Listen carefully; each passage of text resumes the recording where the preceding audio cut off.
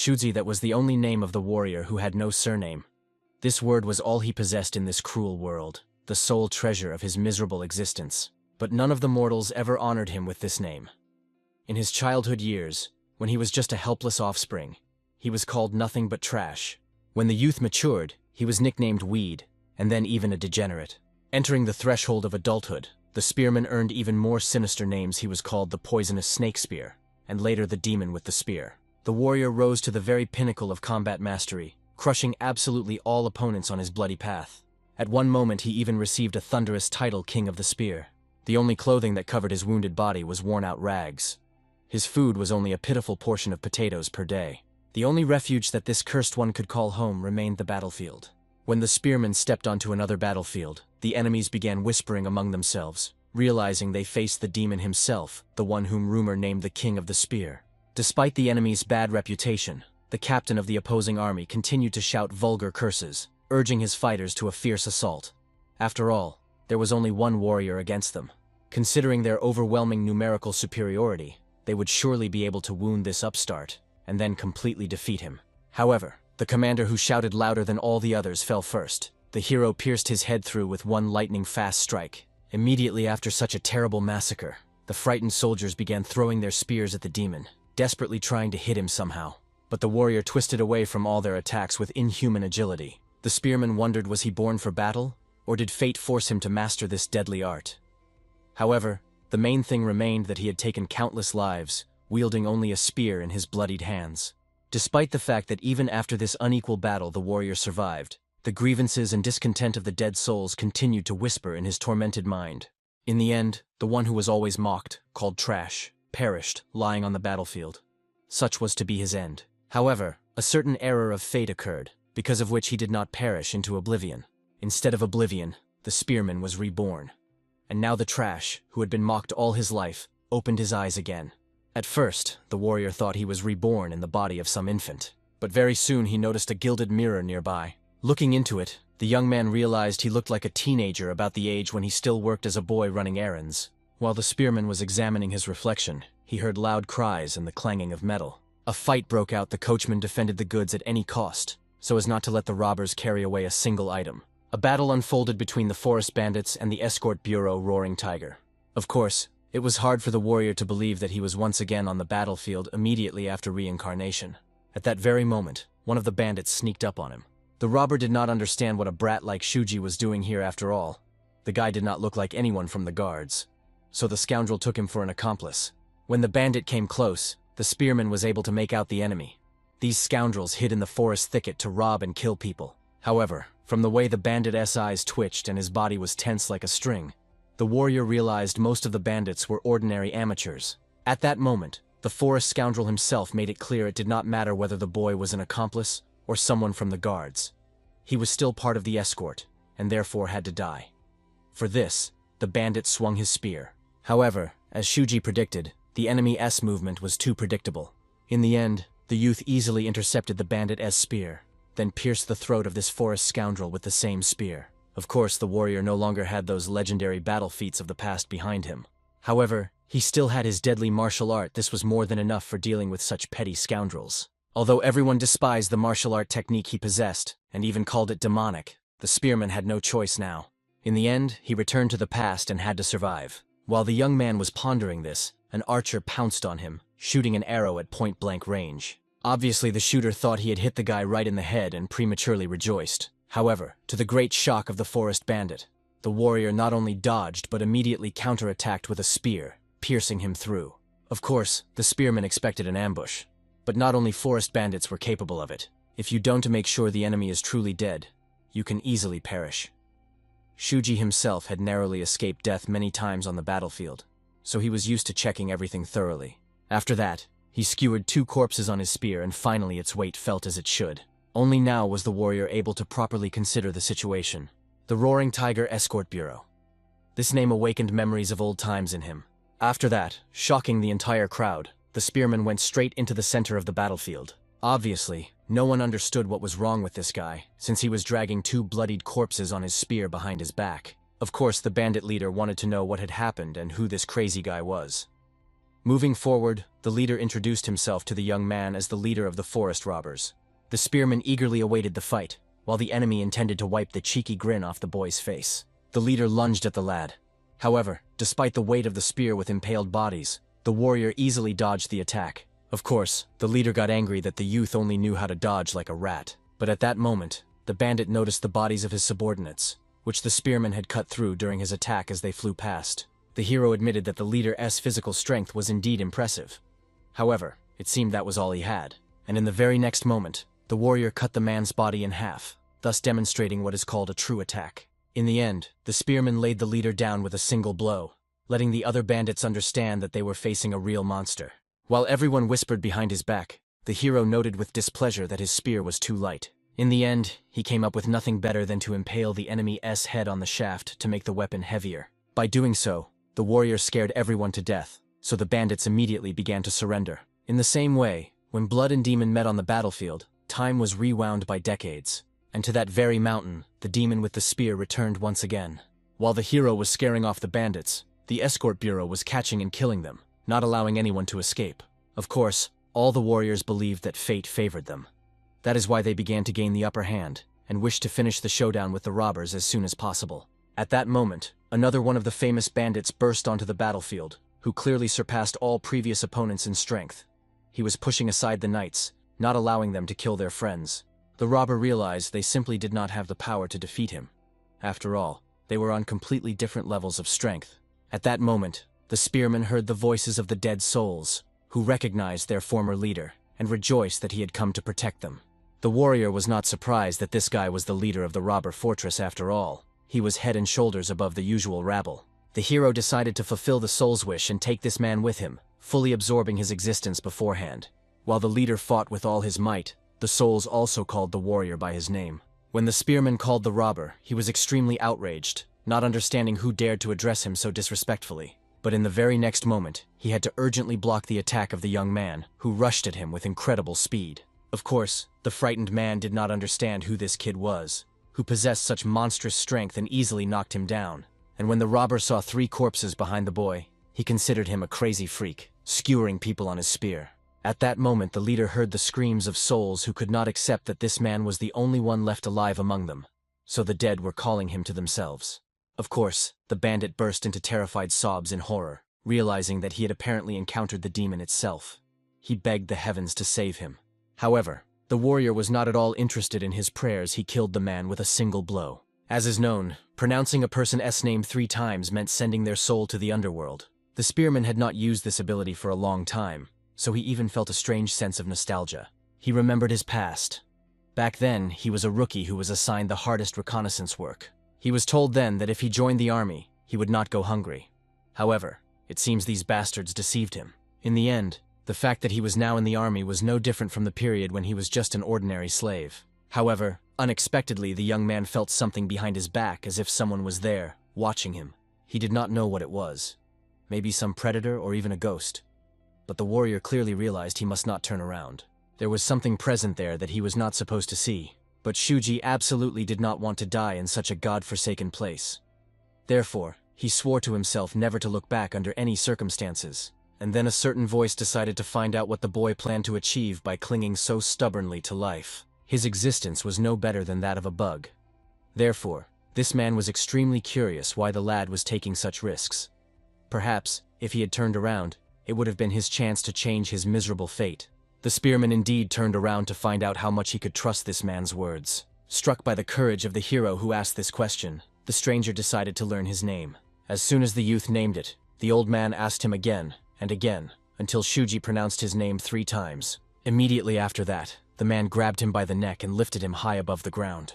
The hero was, of course, amazed that the old man had covered all that distance between them in one breath. He didn't even notice how this man moved. Then the stranger told the boy that if you want to kill someone, you need to say their name 3 times. This man became the hero's teacher. He also endowed him with demonic power. He was the embodiment of evil in the martial arts world. He was called the Bloody Demon. Remembering this, the spearman continued his fierce battle. However, it seemed strange to him that now his mind was clearer than ever. The demonic power that the teacher had given him was incomplete. Seeds of demonic power, rooted in his dantian, were supposed to penetrate the bones and cloud the mind. But now the warrior felt rested. Something had clearly changed. Therefore he closed his eyes and, concentrating, tried to understand what exactly. And finally the young man felt the difference between the current and past acquisition of demonic power in his previous life. The thing was that he had completely forgotten about it. When he went into the army, in childhood, he learned the breathing technique, the flame of the mind. This meant that she allowed him to maintain consciousness and clarity of mind. What incredible luck. In a past life, the teacher warned the boy that until he fully mastered the demonic power, it would be difficult for him to maintain his sanity. Therefore, the spearman was extremely curious about what his mentor would say if he found out that there is a way to preserve sanity. By this moment, the warrior had completely dealt with the bandits. A lady approached him with the rest of the guards. They thanked Shuji for saving them from this dangerous situation. Moreover, the girl was struck by the strength of this young man. He stood at a distance, but his presence felt immense. Moreover, he was destroying the bandits one by one with frightening ease. They could not let such talent slip away. Although the girl did not know why such a gifted person worked as a convoy guard at their bureau, she still dared to ask the warrior to continue providing them with his strength. Obviously, she was shocked when the hero easily, without remorse, refused. Realizing that the girl had nothing more to say to him, he immediately decided to leave. However, she could not allow such a strong man to leave them. If this young man had joined them, from that time all valuable cargo would have been in absolute safety. Therefore, the girl handed him a golden plaque from the Tiger Pit Sect, asking the hero to take it with him. As the boy could already hear, it was the Tiger Pit Sect that headed the Bureau of Punishment Enforcement. It was a prestigious clan based in Anho. If the spearman brought this token, he would be accepted as an honored guest. It was a sincere reward from the woman as a sign of her gratitude for the help. Looking at the plaque, the warrior began to recall what he remembered about the Tiger Pit Sect. According to his memories, it was known for its honest and conscientious activities, but after a few years, they would disappear without a trace, becoming a tragedy for the entire martial arts world.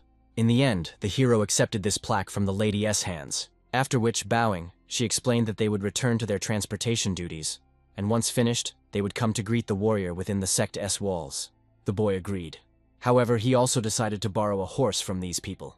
Of course, the lady did not mind lending the horse, but asked the hero to choose another steed. This one had too wild a temper, so they used it only for carrying loads. However, for some reason, the usually unruly horse easily submitted to the spearman. Moreover, the steed was so frightened that it even wet itself right on the move. The lady was surprised this boy was a real monster, skillfully riding horseback at such a young age. The other guards even joked that the girl fell in love at first sight. This guy was clearly her type, strong, handsome, and the same age as her. Of course, the lady was extremely embarrassed by how the warrior was teasing her. Moreover, he dared to speak like that about their benefactor. She made her fighters understand that she had seen much more than they did. His spear handling technique was special. Of course, everyone thought that he was possibly the son of the famous spearman from a noble family. However, this was not a noble martial art. It was a military technique of spear handling, with a level of skill and insight far exceeding the boy's age. Most likely, this guy was the son of an influential military family who set out on the path of a warrior after completing his training. And this man risked his life to save them. If he learns about the crisis in the Tigrinya Yama sect, he will never ignore it. Therefore, she prayed that this hero would save the sect from the clutches of the Black Dao clan and protect them. At the same time, the spearman scolded his horse, warning that if it soiled itself again, he would cut it to pieces. The steed no longer dared to behave that way. As soon as the horse calmed down, the warrior began to think about the sect itself. Does it really still exist? Moreover, he was extremely curious about how the boy named Ko Aiko was doing. Ko Aiko is a young man whom the hero met after being drafted into the army. The one with whom he had his first relationship in his past life. Back then, everyone mocked the spearman, making it clear that this newcomer was gravely mistaken in thinking he was allowed to eat if he had not first offered tribute to the elders. Of course, Shuji immediately stated that he was hearing about such a thing for the first time. Therefore, the military leader explained the recruits must offer their dinner to the elders. That is the rule.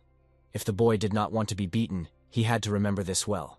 At that moment, another boy appeared, amazed at the brazenness of the mockers. Moreover, he realized if Shuji had recently arrived, then he was the next newcomer. And this also meant that apparently, the local scoundrels were now going to take food from him.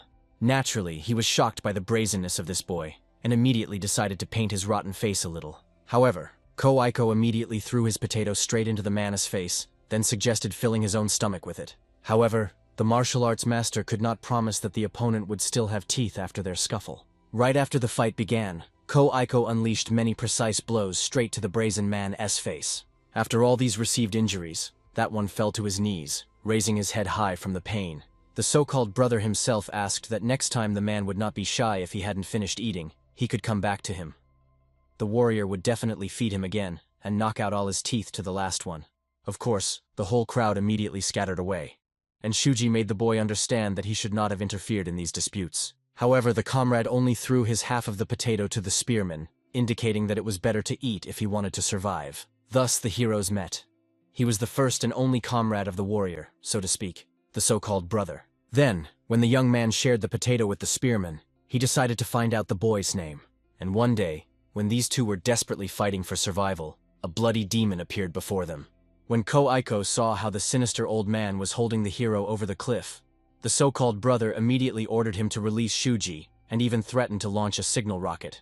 The spearman, of course, demanded that his friend run away as soon as possible without looking back. However, the comrade stood his ground, demanding that the bloody demon release the boy. He really did release him. However, Ko-Aiko did not specify that he needed to be lowered to the ground. Therefore, the hero fell off the cliff. Of course, the frightened boy immediately screamed, not believing what his own eyes saw, and the bloody demon only laughed at the youth's discontent, although the old man gave him what he so desperately asked for. Obviously, the named brother, enraged, immediately grabbed the bomb, intending to throw it straight at the old man. However, fortunately, the warrior stopped him in time, shouting and warning that he was fine. Ko-Aiko should run away. The mentor explained to these two that he was not going to kill them for now, so it was better for them to listen to the proposal he had for these young men. If they bring him the herb that will heal his inner wounds, in return the old man will give them strength by which they will be able to survive. After that, the teacher decided to find out what the answer of these two would be. The young men exchanged glances. However, they understood they had no other choice. In the end, both accepted the strange proposal of this old man. Immediately after that, the mentor left them and returned to the dark cave, amazed at the dignity in the eyes of these two boys. After that, the bloodthirsty demon also revealed that there are creatures known as unbridled demons. These are human souls that were devoured by tigers and fell into demonic decay. These are corrupted souls that become subordinates, sacrificing other souls to raise the spiritual rank of their master. The demonic technique he developed followed the same principle. It absorbed the grievances of the dead to raise its spiritual rank. The technique was called the art of the unrestrained demon. This magic had 3 stages: the compression stage, the tempering stage, the transcendent stage. Each of them had 10 levels. Upon reaching the compression stage, a person could release demonic energy like steam. At the tempering stage, blood turned into deadly poison. When demonic energy was released, it seemed as if blood was gushing from the body. As for reaching the stage of transcendence, the teacher himself trampled the whole world, having risen only to the 4th level within this stage, and concepts such as good, evil, and even the demonic lost all meaning for him. Therefore, the mentor wished that the disciples would seal his instructions in their hearts and go to the battlefield and kill endlessly. Only in this way will they gain the strength to change their fate. And so both named brothers fought back to survive no matter what. After that, the young men returned to the teacher again, and the time for their final deal came. The grass they were supposed to bring this time is the 100-year-old snow ginseng. The spearman immediately agreed to do it. But Ko-Aiko protested somewhat strangely. The comrade knew that the century-old snow ginseng was beyond their capabilities. Therefore, at first, he asked the teacher to help them open the front meridians. The named brother explained to the dissatisfied old man that if they use the herbs they currently have to open these meridians, they will be able to obtain the final ingredient. As for the missing herbs, they will be able to gather them and replenish the supplies later. After thinking a little, the teacher seemed to agree, and in the end, Ko-Aiko sent Shuji first to open the meridians. Comrade explained to the guy that he would go first, open the meridians, and while in the process, he himself would gather more herbs and then open his own meridians. The hero himself at this time would also go to gather herbs. As is known, going second is always harder. Therefore, it was a deal beneficial to both of them. After thinking a little, the dissatisfied warrior still agreed. Some more time passed, and the spearman, covered in arrows, returned back to the mountain. The young man hoped that the herbs he gathered would be enough, and now everything would be fine with his brother and master. However, when the hero returned, he saw that his teacher already had his head cut off. After that, the warrior noticed his brother, who was sitting behind the dead old man. When the spearman rushed to him, Ko-Aiko had already lost so much blood that he began to fall to the ground. The hero immediately rushed to his comrade, grabbed the named brother in his arms to understand what had happened. In the end, The dying man explained that this old man initially did not intend to leave them alive. Therefore, he had to act before they were killed. The warrior understood apparently. For this reason, Ko-Aiko told him to open the meridians first and go gather herbs. The meridians of the named brother were destroyed, and the demonic energy was completely exhausted. The comrade had planned mutual killing from the very beginning. When the hero cried, Ko-Aiko asked him to wipe away his tears after all. Killing a half-dead old man was a trifle. The dying man decided to ask the warrior if he guessed the reason why Shuji would remain alive. The reason was simple: the spearman was a warrior of the Roaring Tiger Escort Bureau. In fact, Ko-Aiko was the last surviving member of the destroyed Tiger Pit sect. The hero once mentioned that he had worked for a short time as a warrior of the Escort Bureau, and said that the head and mistress of the sect were good people. It was then that everything began. The named brother accepted Shuji as family, for the spearman was the only one who spoke warmly of his parents. Ko-Aiko did not regret meeting the hero at all. Therefore, the comrade hoped very much that if Shuji had a chance, he would take revenge for him. For this reason, in the present time, the warrior swore to do everything possible so that this situation would never arise. First, the spearman must prevent the destruction of the clan. Earlier, the heroes saved the Escort Bureau and their financial support. So perhaps the future has already begun to change. But this was still not enough.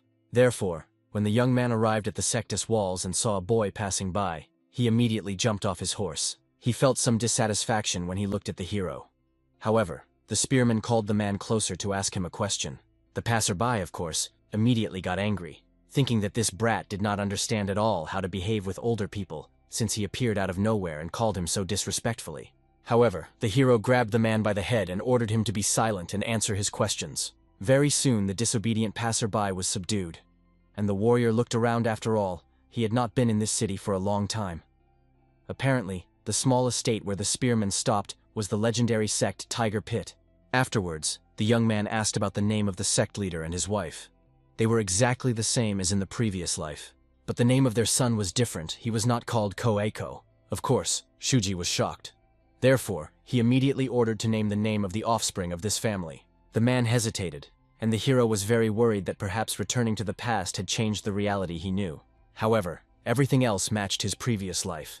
Therefore, the spearman got angry, thinking that this man was deceiving him. The warrior explained that if he now went to the Tiger Pit sect and found someone named Ko-Aiko there, the passerby would be in big trouble. However, it turned out that a person with such a name was indeed inside the sectus walls. The catch was that the hero asked if the sect leader and his wife had a son named Ko-Aiko. The man did not understand why the warrior was turning the young lady into a man. After all, the head of the Tiger Pit sect had no sons, only one daughter. And this very lady Ko-Aiko was a woman. Shuji thought about it for a long time. However, he considered it some kind of absurdity, and Ko-Aiko simply could not be a woman. At the very least, if he showed the golden token, he could get into the Tiger Pit sect and see everything for himself. But if that was really the case, then the fact that Ko-Aiko was a woman would interfere with his further actions. That means there must be some other way. At that moment, one of the workers jumped out from behind the gates. Immediately seeing the hero, the worker cursed foully, not understanding how the guy dared to show up at work as if nothing had happened just now. After that, he grabbed the young man by the scruff of the neck and pulled him inside the sect, indignant that all sorts of riffraff were hired for work. After all, the spearman was supposed to have cleaned up the horse manure long ago, but instead, he ran away. Of course, Shuji understood that some misunderstanding had arisen, but in reality, everything was going as well as possible in his case. At that time, the guy introduced himself as the stable manager of the Great Tiger Pit sect and explained to the hero his job to clean the manure and feed the horses. The overseer believed that this job was the best possible option for a homeless person. All other details the manager had explained to the guy 2 days ago. Obviously, it so happened that the warrior was not here at that moment. He knew nothing. The servant thought that the hero might have a bad memory, which is why the young man contradicted the elders. Or maybe this child was simply foolish. The overseer explained to the spearman once again that those who manage the stables are important people needed by the sect. Moreover, the sect leader took pity on the hero, a homeless child, and took him in, so the boy must make sure to do his job well. The manager kept yelling at Shuji when he looked at the horse that suddenly neighed loudly behind his back. After that, the steed reared up and broke through the stall where it had been standing all this time. Of course, the spearman was surprised, not understanding why the horse suddenly went wild. The warrior didn't even realize where it came from. The others, watching the stubborn horse, understood such a reaction was to be expected from a first-class horse. The young gentleman paid a very high price for this steed, so much gold that one could have bought a mansion. And still, It was not easy to handle this animal. Moreover, the young master was not worried at all that the stable manager was injured because of the horse after all. The heir considered these people no better than dogs. He only decided to give them some feed before leaving to somehow soften the incident. The workers immediately began to lead away the manager, cursing this pervert from the Zhao clan estate, not understanding what he had forgotten here today. The spearman had heard about this guy in his past life. The heir was the instigator of the fall of the Tiger Pit sect in those times. At that moment the young master himself was indignant. His clothes reeked of horse manure. The heir felt he was getting dirty just by being in that stable, so he decided to leave. However, unexpectedly the sect leader appeared, who heard the commotion and clearly did not expect the young master Zhao to show up. For this reason, the stern old man Koganon decided to find out what had brought the young master here. Of course, the young baron immediately hurried to bow in order to greet the leader Koganon, and explained that he had come for only one reason: he wished to visit his future bride. Of course, the old man immediately became angry, because if it was about Ko-Aiko, the head did not remember approving such a marriage. However, the young man was still determined to have the wedding as soon as he turned 16. The heir reminded that their wedding was supposed to take place in a year. This was already being talked about throughout the district. Even the village children had already started singing songs in honor of this celebration. Of course, Koganon immediately realized that he knew it was the young lord who spread this rumor to ruin his daughter's future, and the baron himself just shrugged, considering Koganon a real joker. Considering that their Zhao clan was still inferior to the Tiger S-Claw sect, they would not have gone so far as to marry their daughter. At that moment, when the father was already ready to explode with anger, Lady Ko-Aiko herself appeared. The girl made it clear to the persistent young man if these rumors were really a ridiculous coincidence, then the heir should stop worrying about her. Instead, he should look for another woman. Of course, the young lord immediately made the beauty understand that the rumors surrounding them could be very dangerous. However, the girl saw no point in continuing their conversation. She was not going to marry either this young man or anyone from the Zhao clan. Therefore, she demanded that he leave. The young baron himself was amazed that the lady behaved like a powerful person. Although the Tiger S-Claw sect was almost bankrupt, they were as arrogant as ever. After that, the heir decided to return to the original plans. After all, they had only stopped here on the way to the city. Their visit for today was already over. However, on the way, the retinue continued to discuss that it turned out the lady was even more beautiful than the rumors claimed. For this reason, young Mr. Zhao was enchanted by her beauty. People say that she can captivate an entire nation with her beauty, and that is not even an exaggeration. However, as is known, a beautiful woman who has no power and money is doomed to a tragic fate. The master believed that this girl was too beautiful to be the daughter of the sect Tiger Pit, and she must curse her misfortune of being born here. However, she was extremely lucky that such a depraved man like him set his eyes on her. The heir will help this poor girl. After that, the young gentleman mounted the horse and intended to set off for the city as soon as possible. But, unfortunately, the steed did not move. It simply stood still. Obviously, the assistant also thought that the horse was a little sick. However, at that moment the horse began to foam at the mouth, after which it collapsed to the ground. Of course, no one understood what had happened to the horse. Why did the steed suddenly die? At that very moment the hero held the organs in his hands, which he pulled out using the technique of fox bones. With the art of a fox spearman, he carved out the liver without leaving traces. Therefore, no one will know why the horse suddenly disappeared. And yet the warrior was infuriated by this young lord. Because of him and his clan, those terrible events with the Tiger Pit happened. Once Ko-Aiko said that the fall of the sect was caused by a power struggle in the estate of the Zhao clan. This person was pulling the strings from the shadows. And most likely, the girl suspected it too. It is precisely for this reason that she considered her beauty a curse. Now the hero began to understand why the named brother had burned his face with fire in his past life. The spearman decided not to delay and to avenge his comrade. From this moment the warrior will finally begin to act. The events moved to the province of the city Anho, in the prefecture Naimatsu. The young man walked through the neighborhood where there was constant noise and quarrels of drunkards. Someone was drinking to oblivion. Some wife was driving her drunken husband away.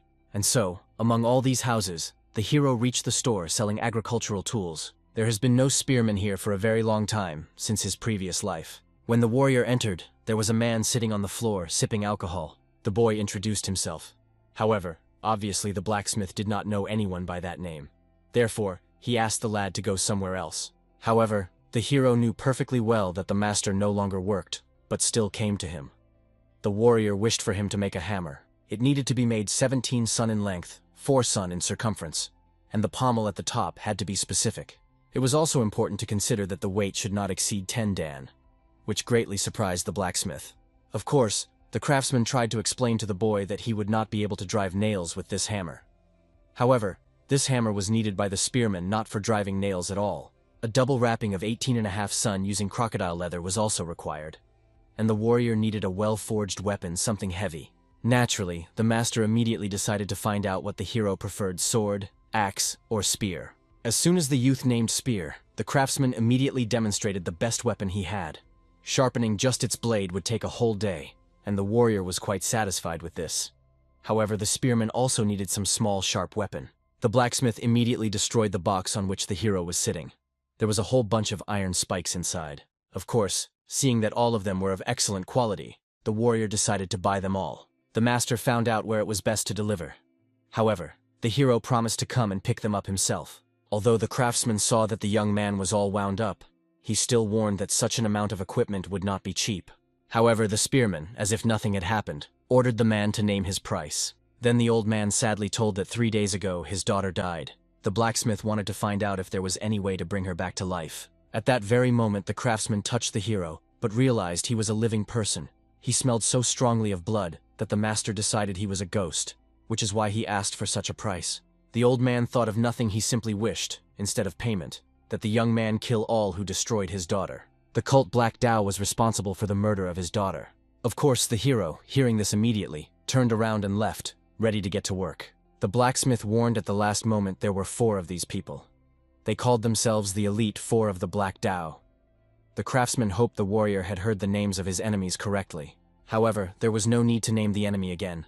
The spearman was going to kill everyone anyway because he needed to avenge Ko Aiko. Finally, already at the exit, the young man decided to find out if the man happened to have work clothes and poison. Of course, the blacksmith was amazed. It seemed the craftsman did not trade such things. However, the old man had everything necessary, both suitable clothes and even a bottle of poison. The skin belonged to a bear that had killed 74 people. The bottle contained deadly poison obtained from the Mao tribe. Although the master did not check whether the poison was real, the hero immediately hurried to open the vial. The poison really smelled very strong. However, nothing more than that. So the warrior quickly realized that the blacksmith had been deceived. And yet the spearman decided to take this poison. Although not as good as Mao poison, it should still be useful. After that, the young man warned that he would take the entire order and goods tomorrow. However, right before the very exit, the hero saw some human bones lying near the door. As it turned out, the blacksmith used these bones earlier when killing livestock. The warrior asked the man to lend them to him until the order was ready. After that, calmly taking everything necessary, he went away. The craftsman was convinced this guy was extremely strange, and still could not believe that he was a living person, not a ghost. However, it did not matter. The main thing was to avenge his daughter. The old man's life was a cheap price for her, for right now the blacksmith was already on his last breath. So having made everything necessary for the hero, he would inevitably die soon. The young guy reached the main gates of the Black Dao sect, and finally the guards on duty there saw a silhouette approaching from the darkness. They immediately hurried to explain to the guy that they had an important meeting in full swing, and further moves were forbidden for them. The guards also saw the bones in the youth's hand. But before the man could be surprised, the hero had already struck his head with those bones. Of course, everyone was stunned, not understanding who this guy was and what was in his hands. Only when they realized that these were horse bones, it was already too late. And the bones indeed turned out to be very strong and quite useful in battle. After such trash, the spearman found himself near the Sect's walls, remembering that in the past, they had allowed more than half of them to escape, and their counterattack afterward cost many lives. But thanks to this, the warrior knew exactly how these guys acted. This time, no one will be allowed to reach the end. The young man acted as he promised, slowly, quietly dealing with them one by one. Soon the other fighters heard some noise and decided to go out and check. When they saw the boy with the bloody bone, it was hard to believe that all this commotion was because of him. The warriors were angry that he had disturbed their peaceful sleep. They also explained that their sect leader was currently at a meeting with a guest. So they decided to deal with the boy on their own. Looking at these 4, the hero realized they were somewhere between the 3rd and 2nd class. Apparently, this was the elite quartet of the Black Dao. Of course, the fighters were amazed that the spearman so frivolously called them that. However, the first one immediately struck. For that, the man received a blow straight to his manhood. While he was groaning, the hero rushed at the others. To the second one, the warrior gouged out his eyes. At the third, he threw the bones so accurately that his entire face turned into mush. After that, the young man pressed his body into the ground, and the man, who was now infertile, was still writhing on the ground, trying to overcome the pain. However, noticing the hero, he immediately lunged at him to make him suffer just as he had just suffered. The spearman was amazed that the man who always took something from others was now so displeased when they decided to rob them. The warrior smashed a vase and cut the man's face with the shards. He immediately fell to his knees, trying to wipe his eyes from the small shards. And the hero warned that he came here to steal their souls, not just their belongings. And of course, everyone was terrified by the power of this young man. After all, even in their sect, no one fought so fiercely, and with a horsebone as a weapon. Therefore, it was obvious the real monster had come to them. At just a glance at the young man, the bald man, apparently the oldest of all, screamed fearfully like a girl. And the hero cold-bloodedly attacked him with a blow straight to the stomach. In the end, the bloodied warrior fell to the ground, simultaneously breaking a huge hole in the wall with his bulky body. All he wanted to know was who sent this young man and what he was all about. However, the spearman calmly explained he came here on the blacksmith S order. This was the last thing the man learned before his death. The hero fulfilled his promise and took care of the elite Black Dao quartet. This should have been enough to pay the blacksmith for his work.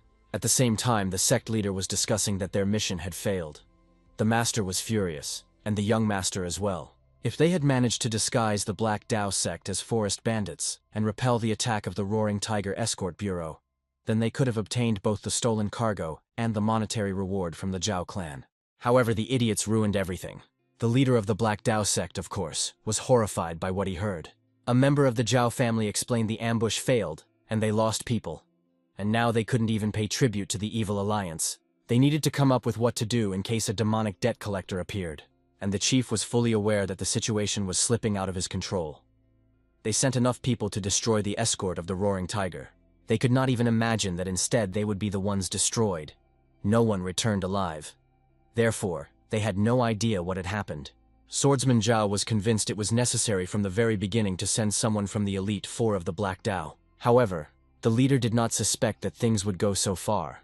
If they had been told earlier how strong the guards of the Tiger Pit sect were, they would never have gotten involved in this quarrel. The swordsman was shocked that the head of Black Dao was trying to shift all the blame onto them. The scoundrel decided to make it clear if Black Dao screws up one more time, they will all be dead.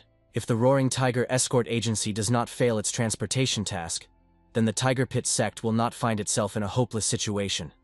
Then the Master S plan for marriage will not come true, and their brat heir will not calm down until he gets that girl. However, the leader could no longer listen to all this hype. Therefore, he literally shouted that he understood his task. But at that moment both froze when they heard a loud noise. This noise came from the entrance, which was supposed to be guarded by the Elite Four. A hero appeared who was just passing by the meeting room. When the warrior entered inside, he immediately threw down 4 severed heads of the Elite Dao foursome. Obviously, 2 people here were horrified, believing that an orthodox sect had sent some kind of master here. When the spearman began to approach them, the man was the first to shout, begging him not to involve him.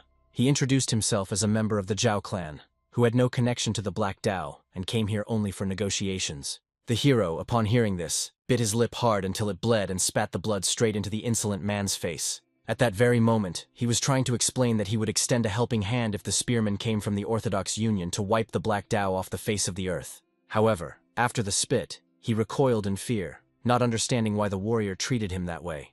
After all, he had nothing to do with those scoundrels. But at that moment, the clan representative felt a terrible pain that paralyzed his entire face. Then the hero remembered the Teacher S words. Those who possess the highest demonic art are called demon slayers. The blood of demon slayers is a deadly poison to martial arts masters. Of course, it was still not as deadly as the poison of a real demon, but it should still sting like ground chili pepper. Right now, the man had no idea what was happening to his body, why he felt unwell. The audacious man randomly tried to attack. However, the spearman easily avoided all the blows. The warrior saw that the skill of this master was first class. However, it was still not at the level of the Elite Four fighters. In the end, the hero unleashed his demonic art, which both people in the room recognized. Then they realized it was not a member of the Orthodox faction who had come to them, but a true mad demon.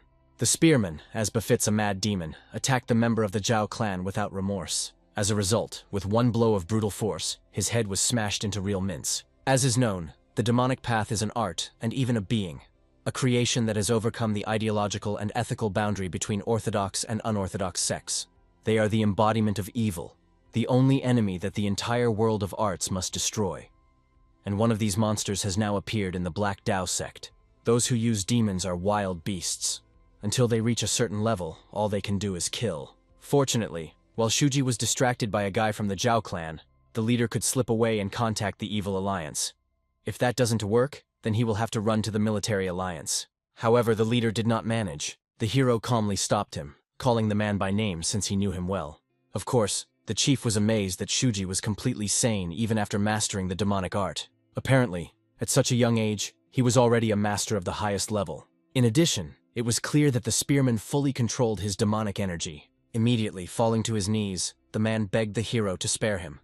If he did, the chief was ready for anything. Today was the deadline for paying tribute to the Evil Alliance. If anything happened, he would lose his head. Then the noble lord could suffer. Shuji, honestly, was amazed by the chief's submission. He was apparently much more informed about demons than one could expect. In the end, the warrior demanded that the man give up his martial arts. If he refused this deal, then he would be killed by the hero. Of course, the leader perfectly understood that giving up his martial arts would be tantamount to death. In the end, he had no choice but to try to deliver a counterattack. The spearman knew very well that the man was nothing more than a coward who only knew how to talk. The leader attacked. However, he only managed to slightly graze the youth's head. Feeling the energy emanating from Shuji, the leader realized he was still not a master of the highest level, just a secondary warrior who dared to deceive him, which was extremely bold on his part. The hero only smirked, amazed at the naivety of this clown. Only his naivety made the spearman's task easier. After all, the warrior still wanted to finish off the Black Dao. At that moment, the leader felt something strange, as if some trick had been played on him with the last strike. Shuji thanked the man because in normal situations it would have been extremely difficult to deal with him. But the man misunderstood everything himself, which greatly simplified the task. At that moment, the leader was already being enveloped by souls wishing for the man to die with them. These were the souls of the Dao Four. Of course, the leader immediately tried to cut them, driving them away from himself. While he was fighting these demons, the hero got an excellent opportunity to attack. The leader quickly realized the hero had sharp and precise movements, like an assassin-s. At the same time, with the composure of a true warrior. These are movements that cannot be predicted. They are made to destroy the enemy in any situation. The spearman was literally like a demon on the battlefield. In the end, the final blow struck the leader right on the chin. The leader was thrown away, and at that moment a pile of papers flew off the table, scattering everywhere. The hero caught one of them and examined it. It said that the leader kidnapped ordinary women and sold them to brothels, then extorted money from them to develop the Black Dao sect to such a scale. The leader even owed debts to the Roaring Tiger Escort Bureau. The chief immediately began to apologize in tears to the mighty warrior for his wrongdoing, swearing that if the hero spared him, he would never do anything bad again. However, the spearman only wanted to know how many people had begged like that for the man to spare their lives. Asking about this, the warrior slowly began pouring burning oil directly from the lamp onto the man. When his clothes caught fire, the man swore he would do anything to somehow atone for his guilt. However, the hero decided only killing could help at least slightly ease the regret of the Roaring Tiger Escort Bureau. When the spearman said this, the leader finally realized Shuji was the cause of all the recent troubles for which he failed to frame the Tiger-S Pit clan. In the end, one more soul joined the hero's collection. The same one calmly, for the last time looking at the burning corpse, prepared to leave. But he understood that this leader, unlike the one from the Zhao clan, really was someone of significance. At that very moment, a whole crowd of warriors gathered behind the door, eager for revenge. When the main hero appeared before them, they were shocked. Could it be that some youth caused this entire bloody massacre? The young man himself, surveying the number of brave ones, realized the night promised to be long and exhausting. In the morning, rumors about what happened to the Black Dao spread throughout the city. The entire sect was wiped off the face of the earth, and their estate turned into ashes. The townspeople rejoiced, believing that these villains received their deserved end. Members of the Tiger-S Pit sect were especially happy, for they had suffered greatly at the hands of these scoundrels. As is known, the Black Dao owed a debt to the Tiger-S Pit with huge interest, and then their leaders kept appearing in the sect, causing disorder and tyranny. But thanks to what happened, now the debts turned into nothing, and the Tiger-S Pit came out ahead. Everyone was incredibly curious who was the warrior that had won the victory. He became the true hero of the entire province. But at that very moment, the stable manager did not forget to scold the novice. Our main hero was resting instead of properly cleaning the horse manure. When the overseer approached the young man, he was seized by rage from the expression on the subordinate's face. It was clear that he had some problems with his instructions. Shuji, to be honest, was already quite tired of the manager's behavior. The young warrior even intended to show his golden token. However, he reasoned that it was better not to attract attention now before he settled scores with the Zhao clan. At that time, the manager had already begun threatening the young man with his fists, saying that if he did not start obeying him, the conversation would take a completely different turn.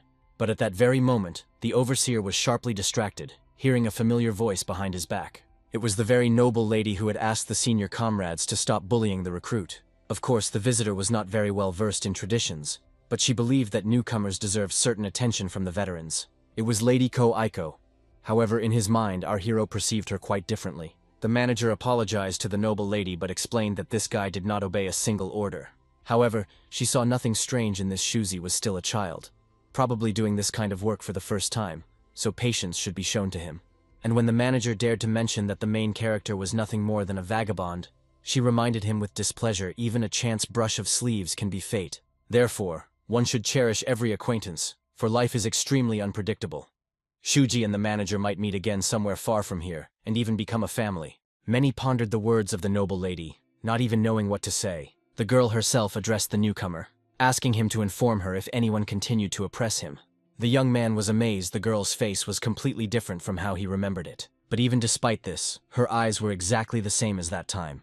The main character agreed, but on the condition that the girl would also come to him if someone started to hurt her. The lady herself froze in amazement, while the stable manager could not understand which madman dared to speak to the young lady in such a manner. However, she only smiled, promising that she would do so if necessary. Our hero returned home, where all the prepared weapons were already ready. Now he had avenged those who fell in the escort bureau, as well as the blacksmith. All that remained for him was to deal with the killers of his named brother from his past life. Thus the young man reached the very estate of the Zhao clan. With a lightning-fast movement, he jumped over the walls, remaining unnoticed by the guards.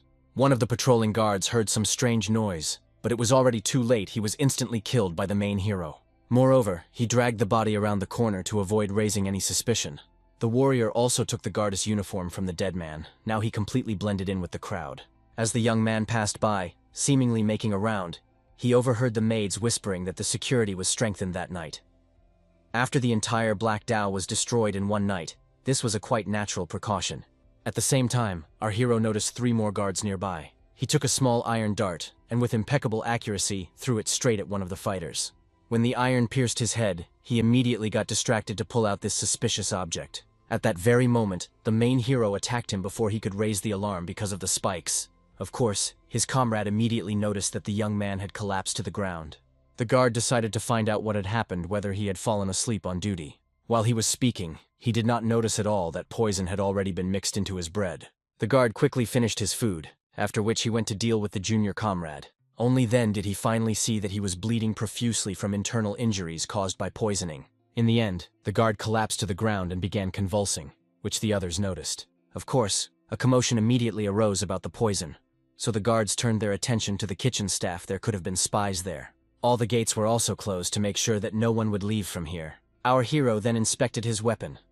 The blacksmith was still as skilled a master as before, which pleased the young man greatly. Moreover, now that the equipment had been checked, he could make a serious visit. Everything necessary for the Zhao clan to disappear tonight was with him. At that time, the guards were discussing that because of the incident with the Black Dao, they now had to stand guard on every floor without rest. They considered it a useless waste of time, but immediately after these words, our hero burst through the window. The guards immediately took him for a hired assassin, but they hadn't even managed to draw their swords. Just one attack was enough for the main hero to defeat 3. Of course, the others immediately heard the noise and rushed to check. While the young man was climbing upstairs, he encountered another guard who wanted to find out about the guys on duty on the 4th floor. What was that sound just now? Since their master had already gone to sleep, everyone was supposed to keep quiet. The guard asked Shuji to return to his post and told the others to be quieter. However, he noticed that the main hero was wielding a spear, not a sword. By the time he noticed this, it was already too late. Shuji rushed forward and attacked him, piercing his chest. The other 2 guards realized that a hired assassin had come to them. However, our hero easily dealt with them. He skewered one on the spear and used his hammer against the other. After this noise, all the other guards also heard it and immediately rushed at the enemy. They didn't understand how he had slipped through the outer guard and what the others were doing. Now the uninvited guest was already so close to the master. However, the warriors did not advance far. The main hero scattered metal spikes, which they impaled themselves on. While the guards were holding their legs, the young man easily killed them using the spear and hammer. But at that very moment he heard the voice of the master, which had truly terrifying inner strength. It was obvious the head of the Zhao family was on a completely different level than the head of the Black Dao. The elder who stepped forward noted that it was extremely rude to appear without an invitation. Basic manners must always be observed, even by assassins. Our hero felt no anxiety, only rejoiced that he had finally met the man who had killed countless people for his own benefit, and sent Ko-Aiko straight to the underworld. The old man himself, as if nothing had happened, decided to find out what had brought the boy here at such a late hour. The young man, also as if nothing had happened, decided to find out whether the man before him was the one called Zhao Yushi, the clan leader. Of course, the elder was angered that this insolent fellow did not watch his tongue at all. He even decided to find out where such a daring guy had come from, because no matter how you looked at it, it did not seem that he was from any sect.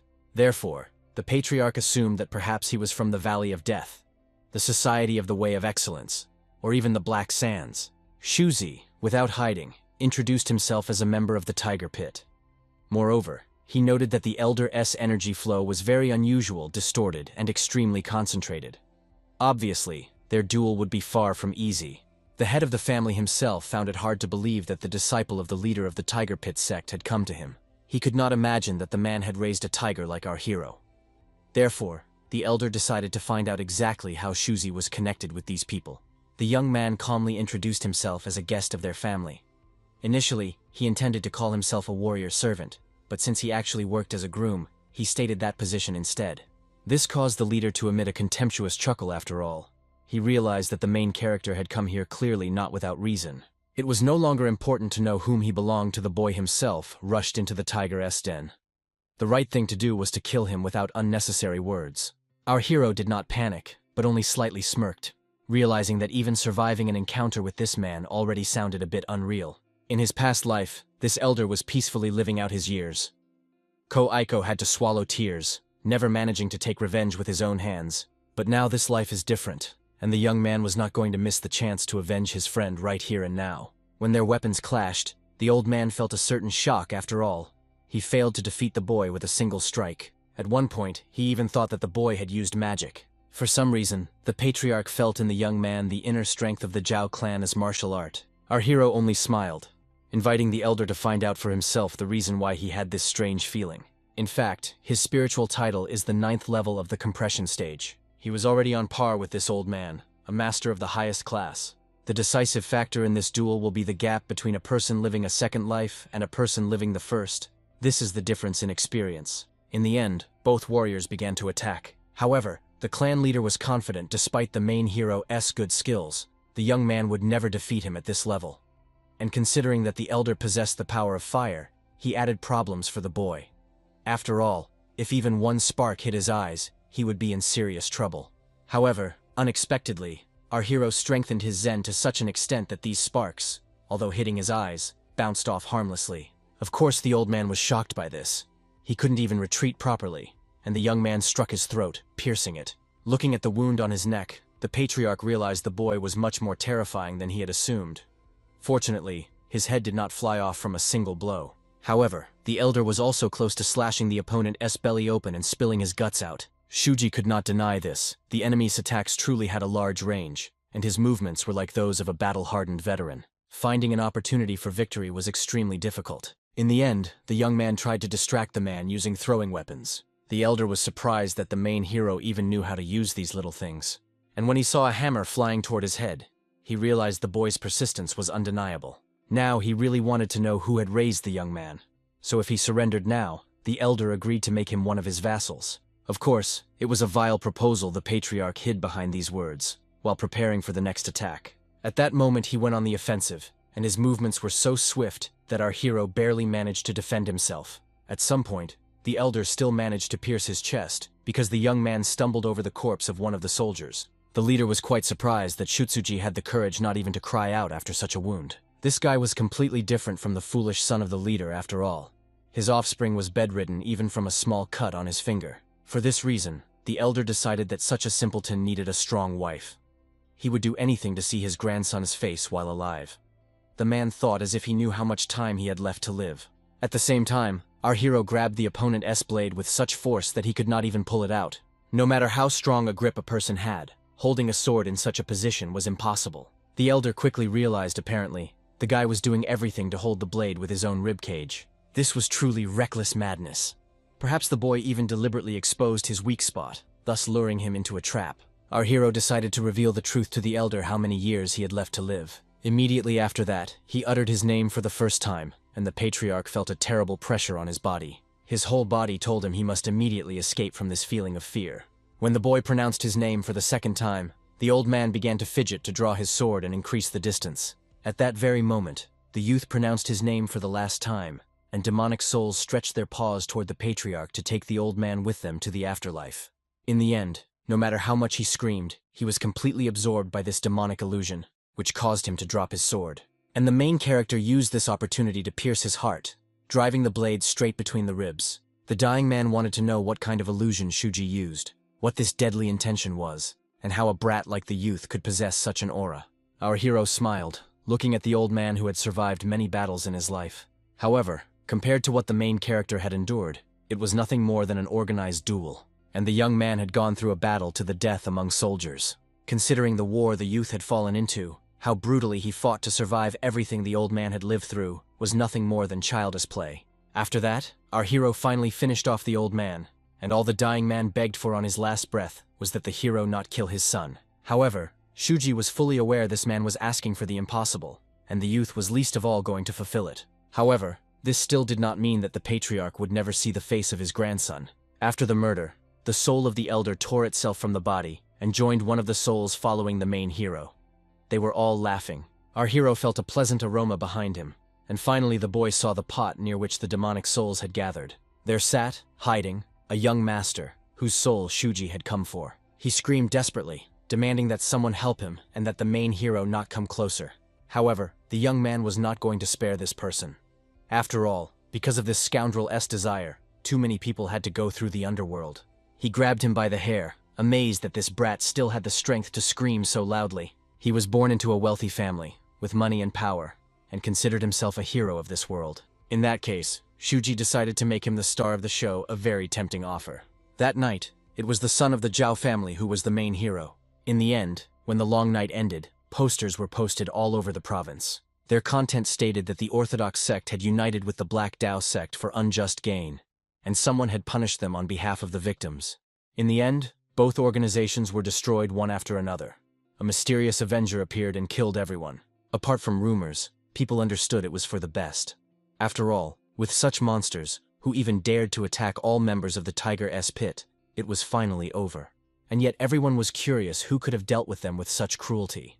After all, none of them were ordinary opponents. The stable manager had already heard tales from a woman who worked as a maid in the Zhao estate. From what became known, the mysterious master pronounced the name of the head of the Zhao family 3 times before sending him to the other world. Of course, everyone was gripped by horror.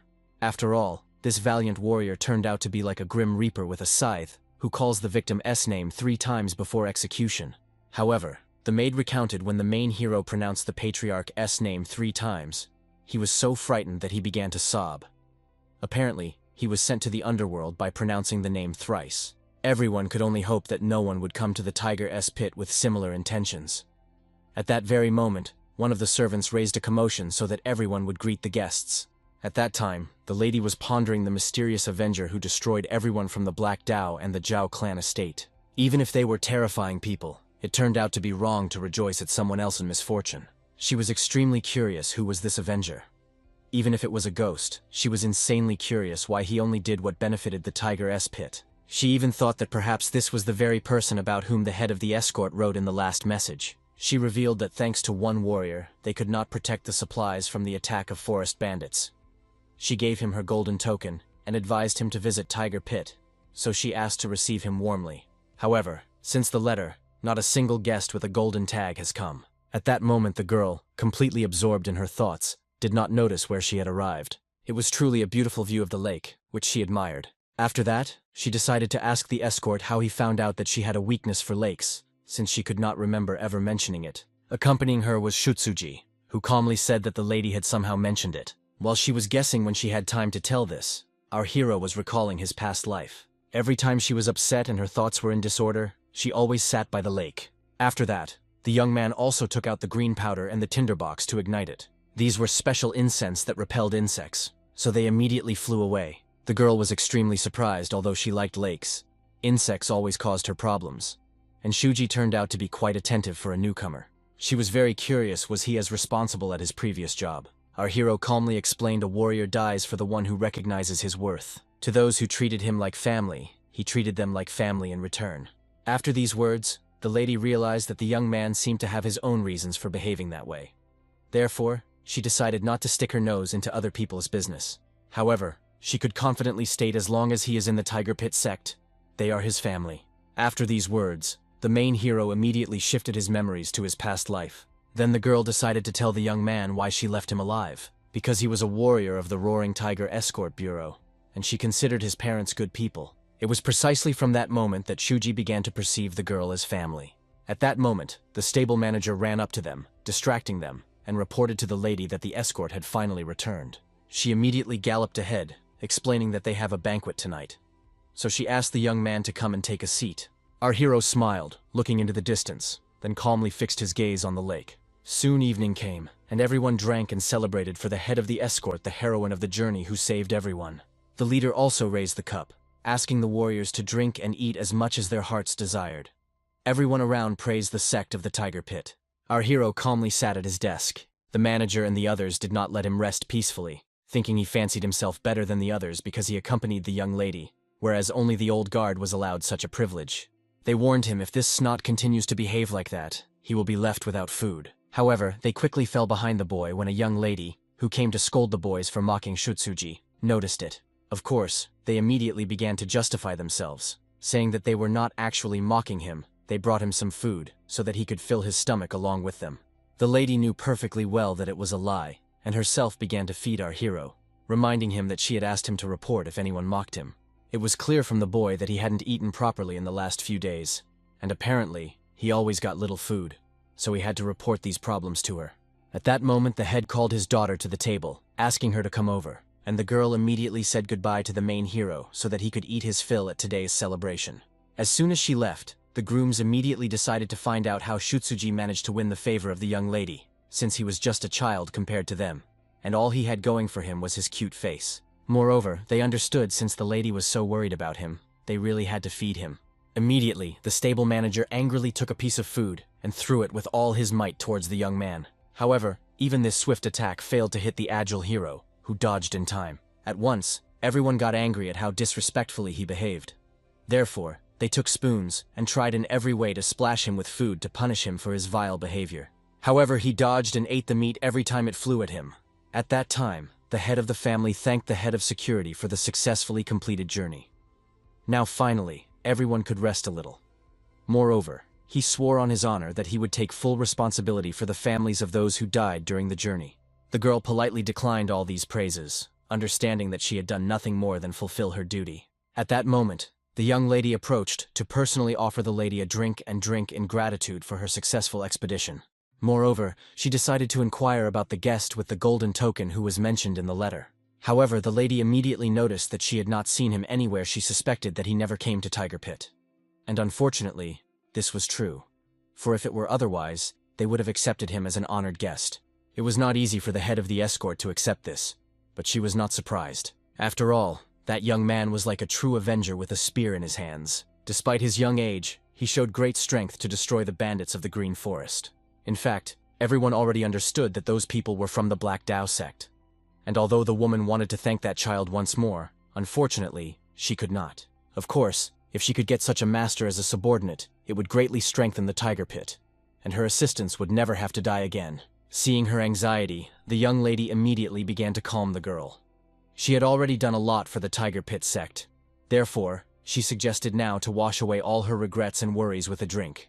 Moreover, she pointed out to the girl that thanks to her hard work, many people could now smile. And she truly understood that now her subordinates and she herself were fighting to have such an ordinary peace. However, at that moment she froze when she noticed our hero, who was being constantly harassed by the grooms. She immediately realized this was the very avenger. But Shuji gave her a sign not to reveal that person.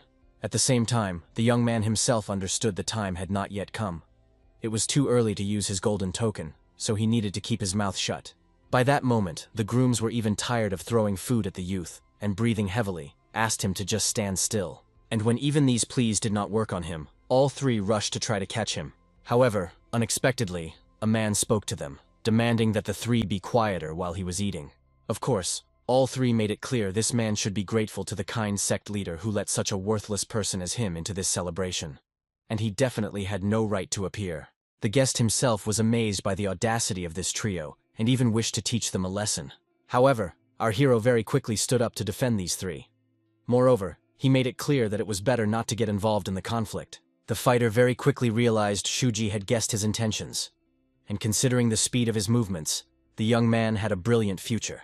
Therefore, as he left, he did not forget to warn the trio that it was better for them to spend the rest of their lives thanking the main hero. After all, they were saved only thanks to his reaction. Of course, the manager believed that all this was a lie and considered this man a real madman. At that moment, this man stepped forward, calling everyone to attention.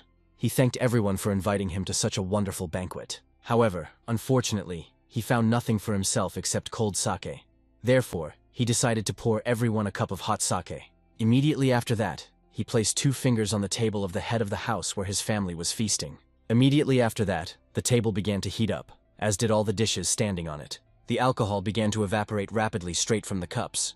The warrior very quickly realized that he seemed to have made the drink too hot, because all the wonderful sake evaporated. At that moment, everyone felt the immense power of inner energy.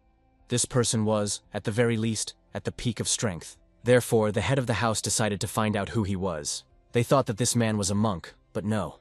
He carried a wooden fish with him only because he picked it up on the way here. Since it was late, he still decided to introduce himself before leaving. He was a demonic tax collector and a member of the Unorthodox Alliance, a man once known as the demonic assistant. His name was Gugoryu. Once he was known as one of the demonic twins who freely rampaged in the world of martial arts. After the clash with the evil alliance, the battles with their leader, and eventual defeat, he began working for these people. His main task is to collect debts from organizations that do not pay on time, and if they dare to resist the destruction of the sect. Of course, the chief was afraid that this might be the person to whom the escort chief had given the gold token. However, this was not that man. She had also never met this person before. The demonic collector himself explained a very long time has passed since he was last in this province. He heard that the Black Dao sect and the Zhao clan estate were destroyed, and in such a situation, if the Tiger Pit celebrates with a loud banquet, it obviously arouses some suspicions. Of course, the head of the family immediately made it clear that it was just a coincidence. They had nothing to do with the destruction of the sect, and the demonic collector did not insist that it was true. In that case, he could allow them to continue today's banquet. However, some rumors still reached him. These rumors concerned the young lady Ko Aiko. She turned out to be even more beautiful than he had heard. He heard that the Zhao clan was so blinded by her beauty that it even led to their downfall. In principle, considering her beauty, it was not surprising that an entire sect fell because of her. She was terrifyingly beautiful. He decided to find out from the girl, what does she think happens to those who are born powerless with such beauty? Such a person will be forced to endure undeserved humiliation. And he proved it when he spat directly in the lady's face. Of course, the head immediately drew his sword, as did the escort leader, not understanding how this man dared to express such insolence. If he came to start a fight, then he was very mistaken if he expected them to just stand and watch. Gugoryu easily made the leader understand that someone like him could never defeat one of the demonic twins. However, the leader did not expect to win, but he could not stand aside when his daughter had just been insulted. He ordered the scoundrel to leave so as not to involve innocent people in the fight. However, the latter was not going to leave. Instead, he suggested settling everything here and now, forever. Of course, realizing what the consequences would be, Ko Aiko immediately asked her father to put away his sword. After that, she calmly wiped off the spit and, pouring alcohol for the guest, thanked him for teaching her something important. Of course, the man was surprised after he spat in her face. She was still pouring him a drink? She was very pathetic for the daughter of a warrior clan. However, in reality, the girl endured this humiliation not to grovel before him. The warrior had reached the pinnacle of mastery, was a true elder in the world of martial arts. She, as a junior warrior, was simply showing him her respect. However, Gugoryu found it ironic that despite being a great warrior with immense strength, all he did was humiliate a weak girl. Of course, Ko Aiko immediately understood that the man was trying to misinterpret her words. Therefore, she repeated again that she had expressed her sincere feelings. After that, bowing, she asked him to accept the cup of poured alcohol. In the end, the man laughed out loud but still drank the alcohol poured for him. After that, he apologized for his earlier rude behavior and asked the sect leader to sheath his sword. He even hinted that he was doing this to save the man's reputation, so it was better for him to heed his advice. Under his daughter's sad gaze, the leader had to agree and hide the sword in its sheath. Only then did the man leave calmly, realizing that the leader had raised a brilliantly clever girl. If he were 50 years younger, he might also want to make this girl his own. Before leaving, he remembered that he had forgotten something important. Since the Black Dao sect was destroyed, he could not collect the due tribute, but returning empty-handed would damage his reputation. As is known, he did not care who crushed the Black Dao or the Zhao clan estate. All he needed was to bring the required amount of money. A minute ago, Gugoryu had already done the leader a favor and saved his reputation, so now the leader would have to help him. Of course, the leader immediately understood this man was trying to collect tribute from various clans that belonged to orthodox sects. The audacious man himself preferred to call it not tribute, but compensation. Therefore, the leader was curious, had the man already visited the Nam Jun clan? Obviously, he would not even dare to go there. Because if he went to the Nam Jun clan, not only would he not get money, he would be killed there immediately. Still, he came because he had heard that Tiger's Pit had earned a lot of money during its last order. Therefore, Gugoryu suggested to Koganan to consider this payment as money in condolence to the poor souls of the fallen Black Dao sect. Of course, the old man asked that Gugoryu give him some time to think. However, without much thought, he immediately launched a preemptive attack. He made it clear time was precious to everyone. If the patriarch wanted to live, he should immediately pay the required amount. Koganan himself was in extreme confusion, realizing if he angered the demonic assistant, the tiger pit would be wiped off the face of the earth that very night. And even if he called for help from the Nam Jun clan, there was no guarantee they would respond to his pleas. In the end, all he could do was fulfill the conditions of this scoundrel. A huge pile of gold and silver instantly appeared on the table. Since the elder had given Gugoryu all his wealth, he demanded that he not dare to touch a single member of his sect. Gugoryu, examining the ingots, reminded that he was not some kind of monster and valued agreements. However, he was shocked that Koganan now had such a deadly intention. From all this wealth, he also took one gold ingot and threw it toward Lady Ko-Aiko. He asked that the girl accept this money as an apology for humiliating her earlier. After that, waiting until the lady bowed, he decided to leave. He also noted that there was no need to see him off tonight. The moon shone brightly, and he would easily find his way home.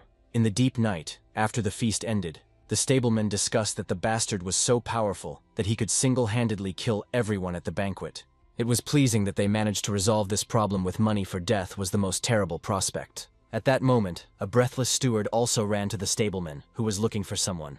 When they saw he had a whole pile of meat, they were glad since the banquet was ruined. They thought they would not be able to have dinner. However, the master took care of them. However, the dishes were not prepared for these two at all. He was searching for where Shuji was now. He remembered the words of that warrior who said he needed to be grateful to our hero for the rest of his life. And now he began to realize the power of Gugoryu, that he was not some madman. Our hero had already gone out on another hunt with his spear. When the unsuspecting man stepped onto the bridge, he immediately felt the aura of a killer coming from afar. At first, he took him for some kind of monster. However, he quickly realized it was just a man. Moreover, he recognized him as the stableman who had interested him earlier at the banquet. Gugoryu was curious, why does the young man pursue him? Was the reason that he dared to insult his beloved? He also made it clear to the main character that if he came to avenge his beloved woman, it was not the best idea. Of course, he humiliated her, looking her in the face, but she did not fall for this bait. In other words, his insult was in vain, so there was no reason for them to sue. However, the young man was angry that this person was unenthusiastically imitating monks. Moreover, he was annoyed that he was talking a lot of nonsense. Therefore, he rushed at him with a spear, demanding that he give him all his money. Gugoryu himself was only glad after all. 40 years had passed since he last heard such words from anyone. The last person who spoke this to him was the King Bandit Knight. Now he was sure this guy would definitely be the last to dare to say such foolishness to him. When he struck his cane directly on the spear, the shaft trembled.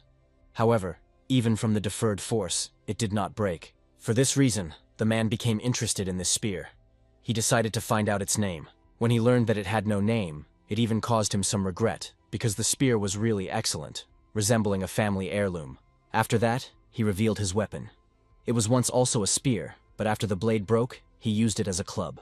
Nevertheless, it was forged from black iron, so it was quite durable, though somewhat heavy, but that was the only drawback. If the blade had remained intact, it would have been called the Spear Demon, not the Club Demon. However, unexpectedly, Right while the man was speaking, the bridge began to sway violently. Our hero grabbed the ropes and started jumping on it. At the same time, he explained to the insolent man that no matter how strong his weapon was, it was still a spear without a blade like a lone wolf that had lost its fangs. Just like Gugoryu now. Saying this, the young man attacked. And honestly, the confused warrior panicked. With the first strike, the main hero slashed his face, leaving a huge bloody scar. This greatly enraged the man because, as is known, a sudden strike in a duel between warriors is a sign of cowardice. Therefore, he raised his club to strike and aimed it at the young man's face. However, the latter easily dodged, then scattered his metal spikes everywhere. Of course, the man was sure that such cowardly tactics would not work against him.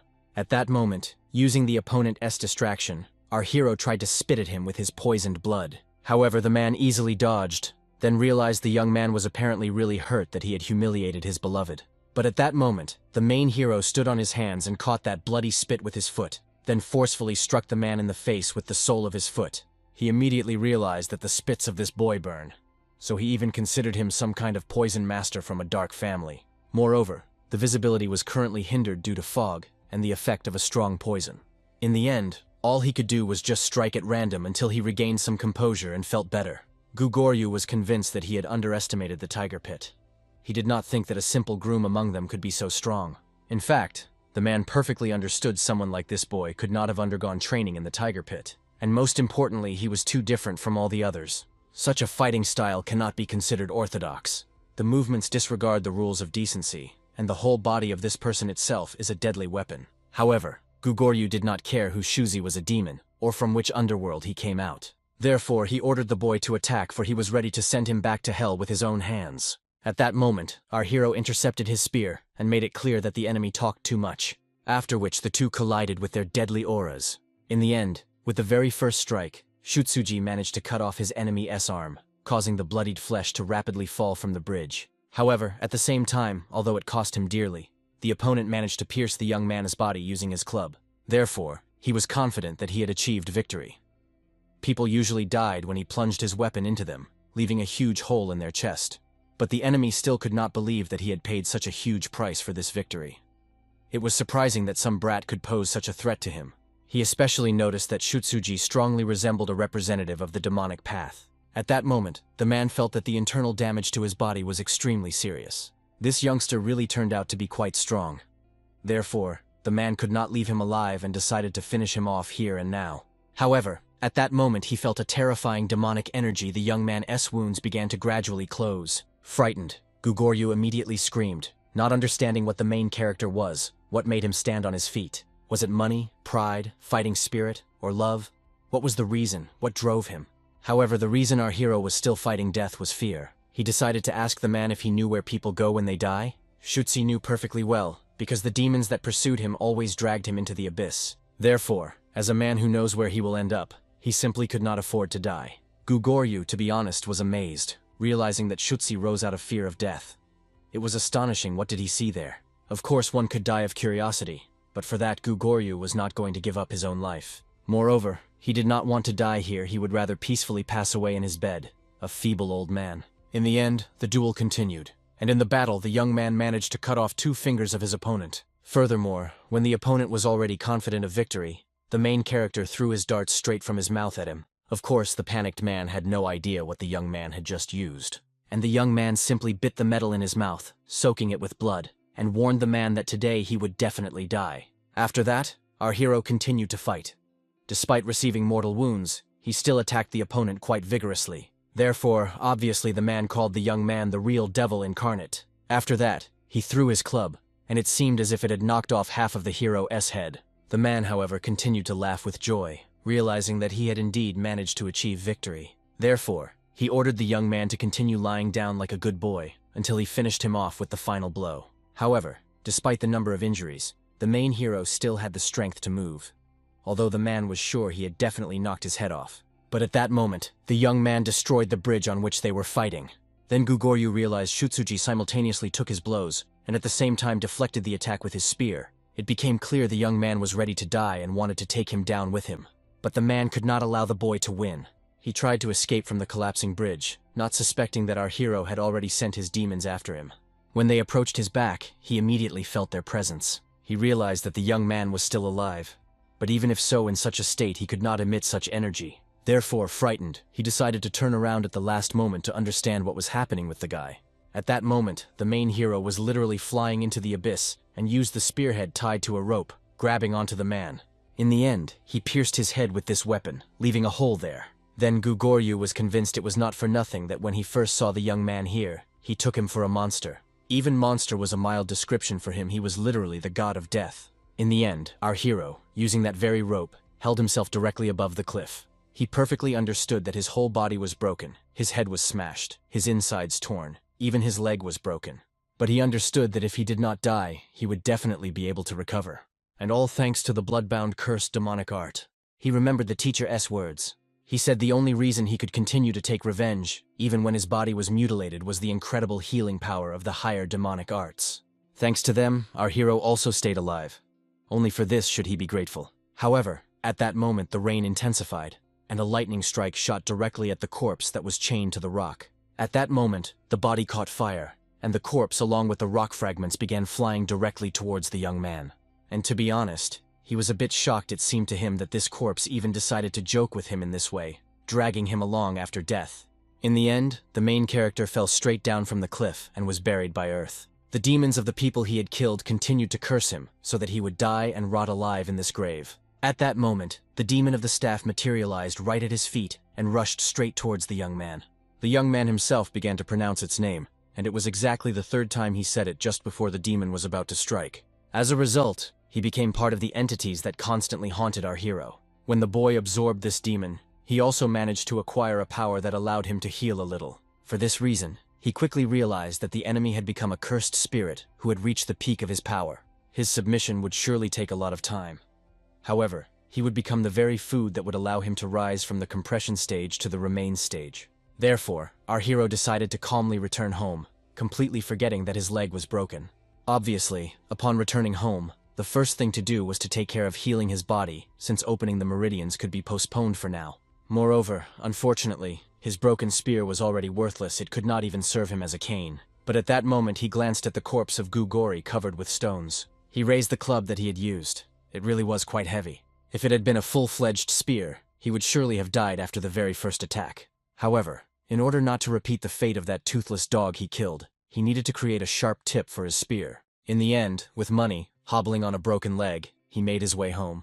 However, unfortunately, even after absorbing the power of the supreme demon, he still could not fully recover. For the first time since he returned to the past, he had to give his all in the fight. It was tough, for every drop of rain pierced his body like a needle, and the staff and bag turned out to be incredibly heavy. He wanted to close his eyes for a moment and just rest. But he remembered the words of the young lady who said that as long as he was in the tiger's pit, they were one family. Then he realized family is a place where he can rest well. Such a place was necessary for him now. At that moment, the lady under the candles was thinking about something for a long time in her room. She perfectly understood that the Murim world lives by harsh laws. According to these laws, a person with a kind soul has no right to be weak. This is a world where only the strong can dictate their views and beliefs until death. The girl's father once went through all this, and now she must also go through this path. She received a message about admission to the Murim Alliance. She had to enter the academy, which is under the direct control of the Alliance. Young men and women aged 16 to 18 join there for special training. Thus, they became leaders capable of leading the entire world. In fact, she secretly submitted documents to take the exam and passed it successfully. She wanted to graduate from the academy, and using her experience, elevate the name of their family. But there is one nuance: a damn high tuition fee. If she had the money stolen by Gugoryu, she could afford the payment. But the lady tried not to be sad, because as long as the people from the Tiger Pit sect were saved, money did not matter. Therefore, she did not regret her choice at all. Therefore, the girl calmly opened the window to freshen up and regain her composure. She had just gone out to ride her horse a little when a downpour started. Of course, she immediately began to resent that even the weather was against her. It seemed the only one who liked standing in the rain was her horse, which annoyed the lady even more. However, suddenly she heard some noise, so she immediately decided to take her horse and check who was the culprit. However, when she went around the corner, she saw only a multitude of bloody traces. And when she came closer, she saw a young man with a cane. However, at first she took him completely for a ghost. However, when the aura slightly dissipated, she quickly realized that it was a person. Of course, he immediately tried to leave, but the girl hastily stopped him. She threw him some ointment for wounds. Although she understood that it was not the most expensive remedy, it could help this young man. Of course, she did not know who this person was or what had happened to him. She had already carelessly interfered in his affairs. The lady simply could not watch someone suffering right before her eyes. Therefore, she asked him to take this ointment, and if it was not needed, to just throw it away and leave. However, the young man smiled and still accepted this gift. After that, remaining in the shadows, he threw away the blood-stained bag of money. He asked the girl to take him, after which, without explaining anything, he immediately left. Meanwhile, the lady continued to torment herself with guesses about the contents of the mysterious bag. Assessing the impressive size of the bundle and catching the sinister scent of fresh blood, the woman horrifiedly guessed that inside lay someone's severed head. However, when the mistress finally dared to unfold the blood-stained cloth, before her astonished eyes appeared something completely different: the treasures of the Tiger Pit sect. These were the very riches that Gu Goryu once stole. The girl instantly realized the true state of affairs. Without hesitating for a second, the young lady rushed after the bleeding young man, eager to find out how such a huge fortune ended up in his hands. Alas, when the alarmed lady turned the corner, only a huge bloody stain spreading across the stone floor appeared before her eyes. The wounded seemed to have dissolved into the night darkness. Now the mistress had nothing left to do but guess the true identity of the mysterious young man. Only at that moment did the noble maiden realize why the stranger's step was so lonely, imbued with inexpressible suffering. That same night, the main hero hurriedly sneaked into the stables of the estate. Barely crossing the threshold, the warrior felt someone's presence in the darkness. Grabbing a heavy hammer, the exhausted young man prepared for battle. He did not expect uninvited guests at such a late hour. However, a familiar silhouette of the steward emerged from the shadows. Shuji had absolutely no time for empty games with this man. However, the steward immediately fell prostrate before his savior, offering thanks for the life granted. The devoted servant explained that he had brought a generous portion of meat and rice cakes, so that the warrior could properly satiate himself and regain strength. After which the steward began to examine the battered body of the hero with fear. The loyal assistant believed that enemies had attacked the young man, and fervently swore to avenge the insult inflicted. However, instead of revenge, Shuji asked for something else to gather rare ingredients for him. The warrior needed aconite root, dragon S blood, persimmon petals, fenugreek seeds, ice seed, long pepper, and longan root. The steward hurriedly began to write down all the components on a sheet of parchment. The confused man had no idea where to find such exotic ingredients. Then the main hero directed him to Master Gu, a woman from the escort bureau. All the necessary items could be obtained from her. Of course, the steward was seriously frightened, not understanding how he could go to her and ask for help. But the warrior assured the devoted servant, just mention the name Shuji, and they will surely understand everything. The steward immediately decided that the wounded young man was mocking him, and almost gave the hero a beating for such insolence. However, in the end, the loyal assistant calmed down. After all, Shuji was his savior. The steward agreed to go in search of the required components. The warrior additionally explained the most important detail when the servant appears before her. He must say that he has come on behalf of Shu. The steward only nodded in response, although he felt uncertain. As soon as the servant disappeared into the darkness of the night, the main character immediately began cultivating his internal energy. At the moment, the level of his spear demon had reached the 10th stage of the bone armor. After that, grand demonic gates materialized before the exhausted warrior. To fling them wide open, the young man had to break through the immune meridian, and, having absorbed the precious blood, refill it again with the help of a spiritual elixir. This path held deadly danger.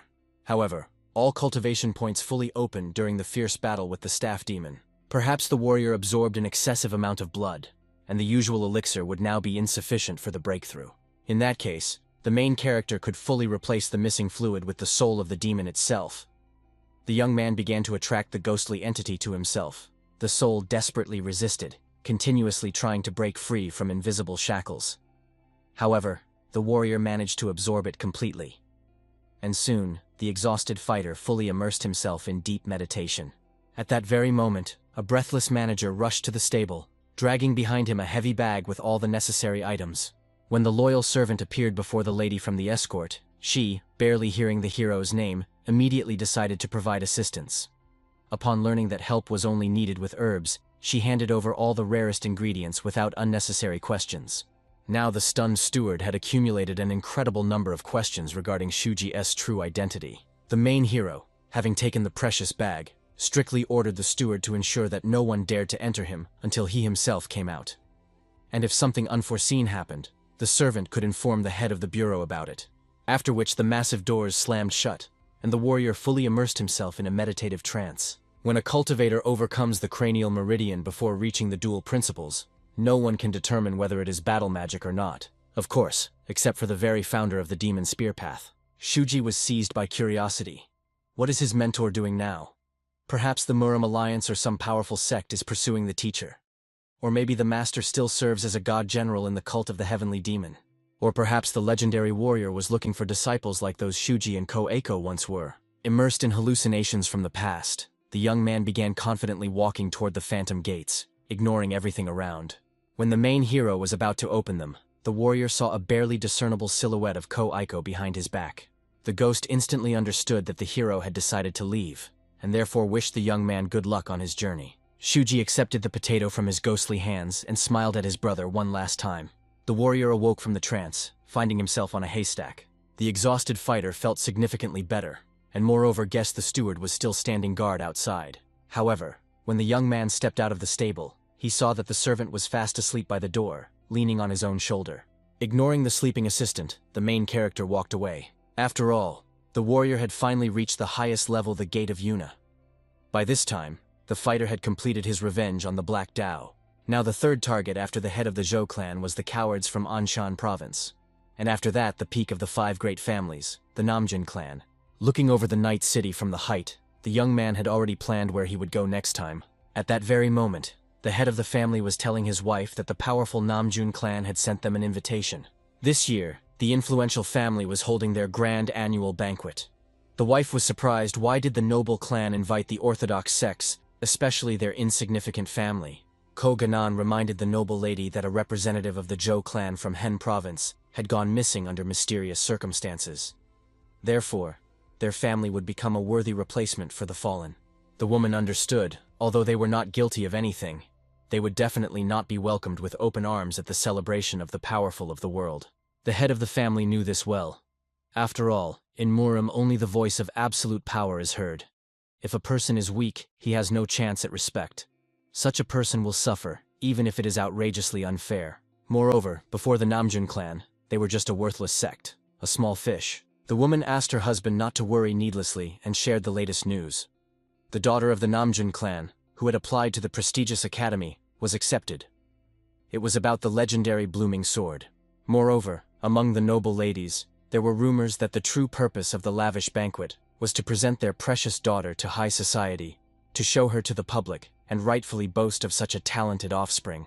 The head of the family was all for such an arrangement, as it could save him from a whole day of painfully listening to the boasting of that pompous man. However, the old man also understood their own daughter was no worse than the girl from Nam Jun. The girl was equal to her in divine appearance, incredible talent, and noble character. The only thing the young lady lacked was truly influential and competent parents. Therefore, the father was eager to advance his precious child before it became too late.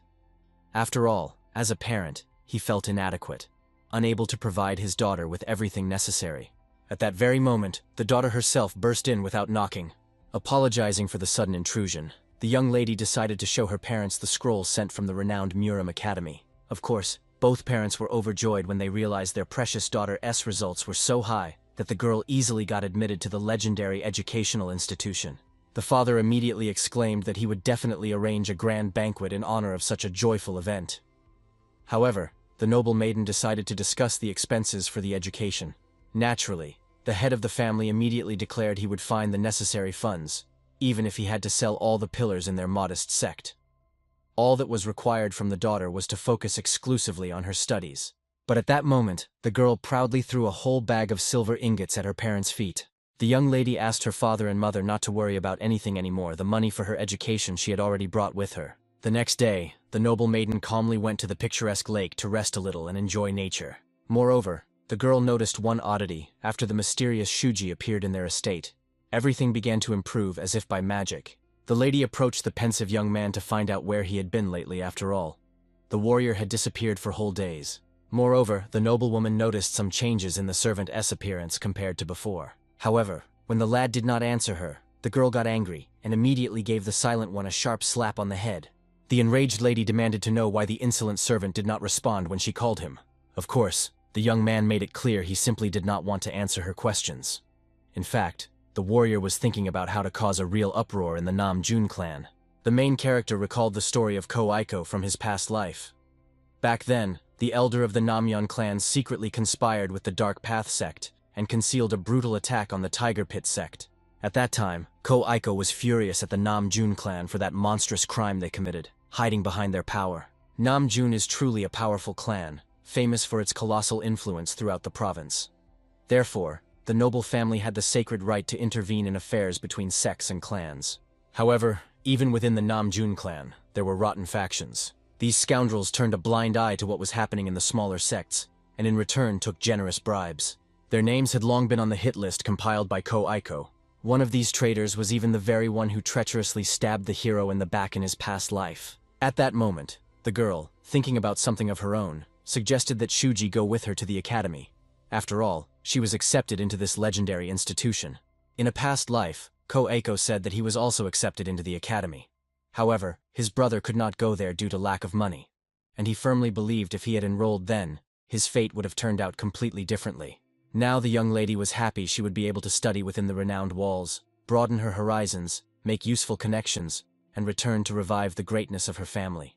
Shuji was incredibly talented, so he could go with her to the academy. And then the boy's life would surely change for the better. The thought that the dream his brother could not achieve in the past would come true in this life brought a smile to Shuji.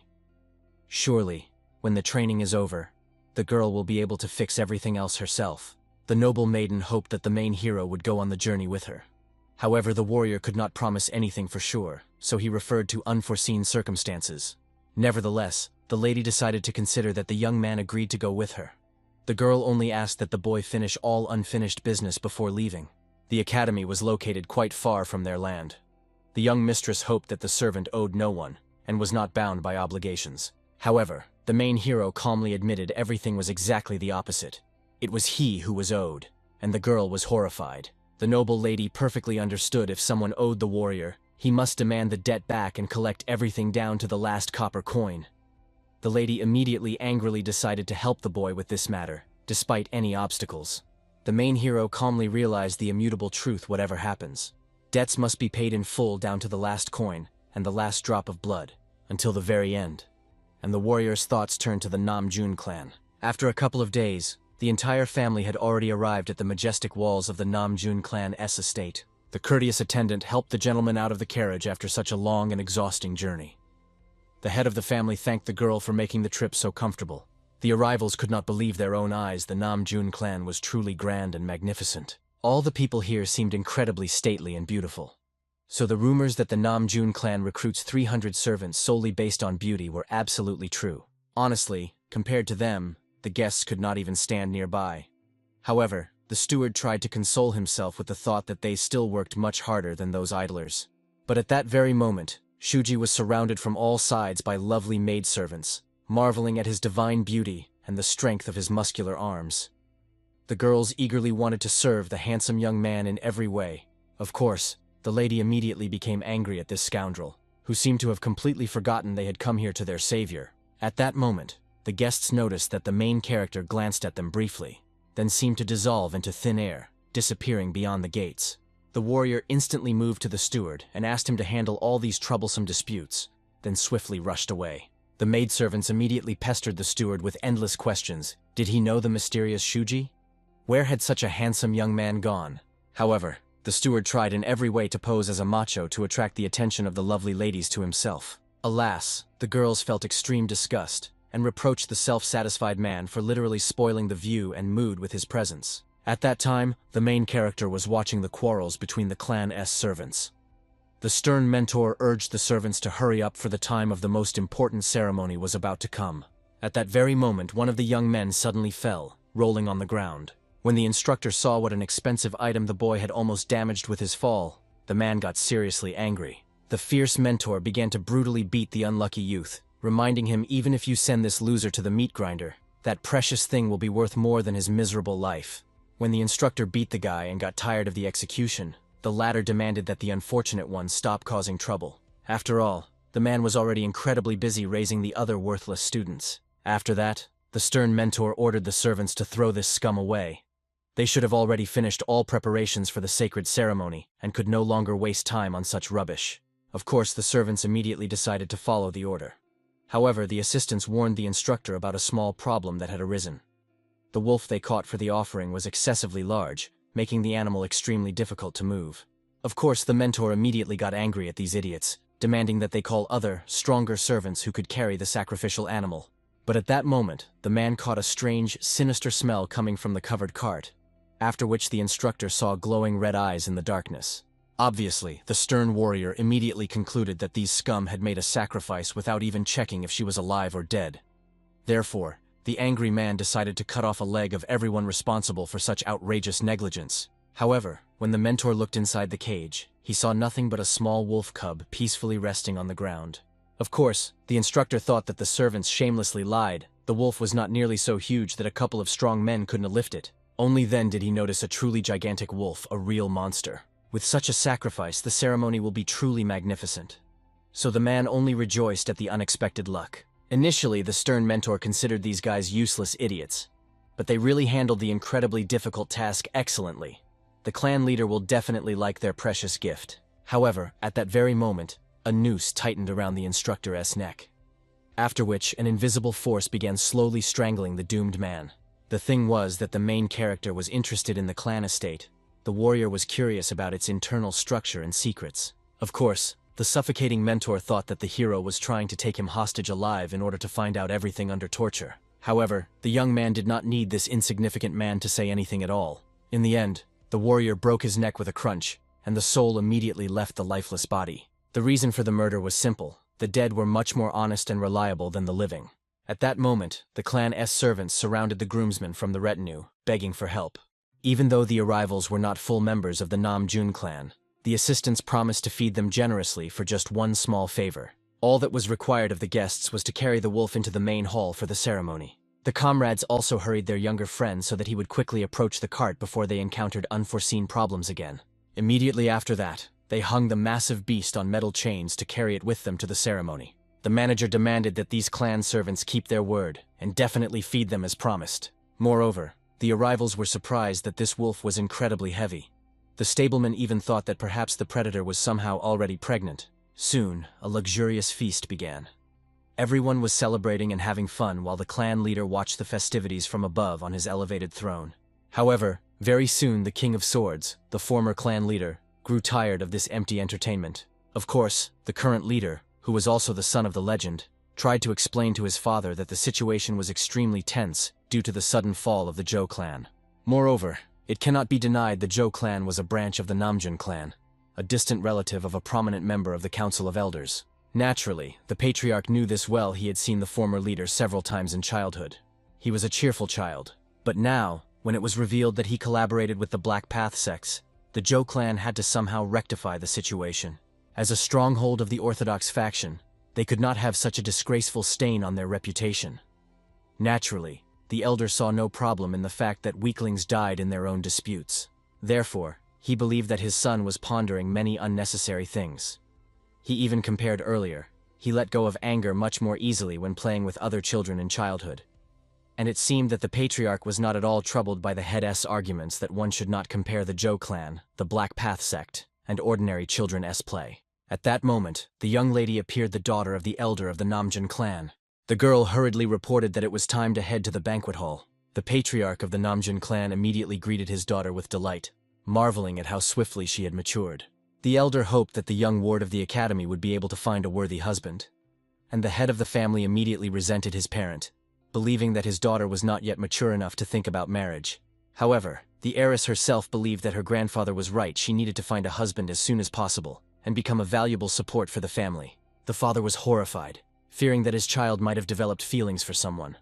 Although this was far from the truth, the young lady was well aware after graduating from the academy, everything could change drastically, and she longed to be ready for any twists of fate. For this reason, the grandfather suggested that his granddaughter immediately begin searching for a worthy groom, but to scrutinize candidates with utmost care. The main thing was not to choose a man as boring and faceless as the current head of the clan.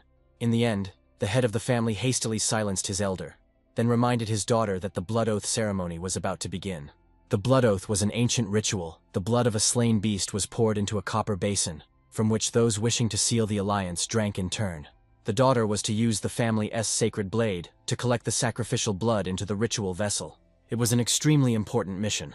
The young heiress vowed to put all her strength into making the Nam Jun clan's glory shine forever. For this reason, the head decided to go to the feast with his family, and invited the patriarch to follow them. However, at that moment the elder noticed a crowd of conversing guests below, and decided to go down first. As a farewell, addressing his daughter, he asked her to vigilantly guard her sword so that no one would dare to take it from her. Although this request caused the girl many puzzled questions, the heiress swore to protect the blade at any cost. Soon, all the guests were lively discussing that this time representatives of the Tiger Pit sect were invited to the celebration. Many have heard that the Zhou clan pushed all the followers of the Tiger Pit to the sidelines. But considering that they were present here today, these rumors seemed nothing more than malicious slander. Many guests whispered that the followers of the Tiger Pit had neither money nor influence. How could they have destroyed the powerful Zhou clan and the adepts of the Black Path? Of course, listening to all these sarcastic mockeries, the head of the Tiger Pit sect could hardly control his fury. At that moment, the elder of the Palace of Fire from the Nam Jun clan descended to those gathered. He noticed that many guests had rather gloomy faces. The elder thought that they probably did not like the terms of the agreement, which he had drafted so carefully. Those present immediately surrounded the man, assuring that the terms of the agreement were absolutely fair. No wonder it was the work of the elder himself. Now everyone felt completely safe under the protection of the Nam Jun clan. In fact, it was merely hypocrisy. The guests fully understood this agreement was outright extortion. Yet they continued to praise the Nam Jun clan. Being chosen to study the secret arts of the clan seemed like a dream come true. Therefore, the elder noticed unfamiliar faces among the guests.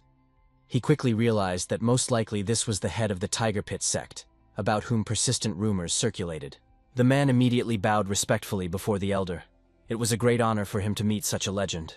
The elder himself reminded Koganan that from now on they would see each other much more often, especially after the tragedy that befell the Zhou clan.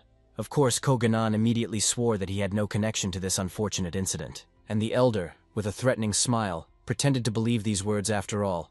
He invited the sect leader precisely because he fully trusted him. Moreover, the elder hinted that today's blood oath would be an incredible opportunity for the Tiger Pit sect. When they become wealthy by obtaining the secret art of the Nam Jun clan, they would easily afford protection and still have a substantial profit left. Since the arranged marriage with the clan did not take place, this was a perfect offer. They could even give Koganan's daughter as a concubine. Recently, many young women preferred becoming concubines of influential men rather than wives of unsuccessful commoners.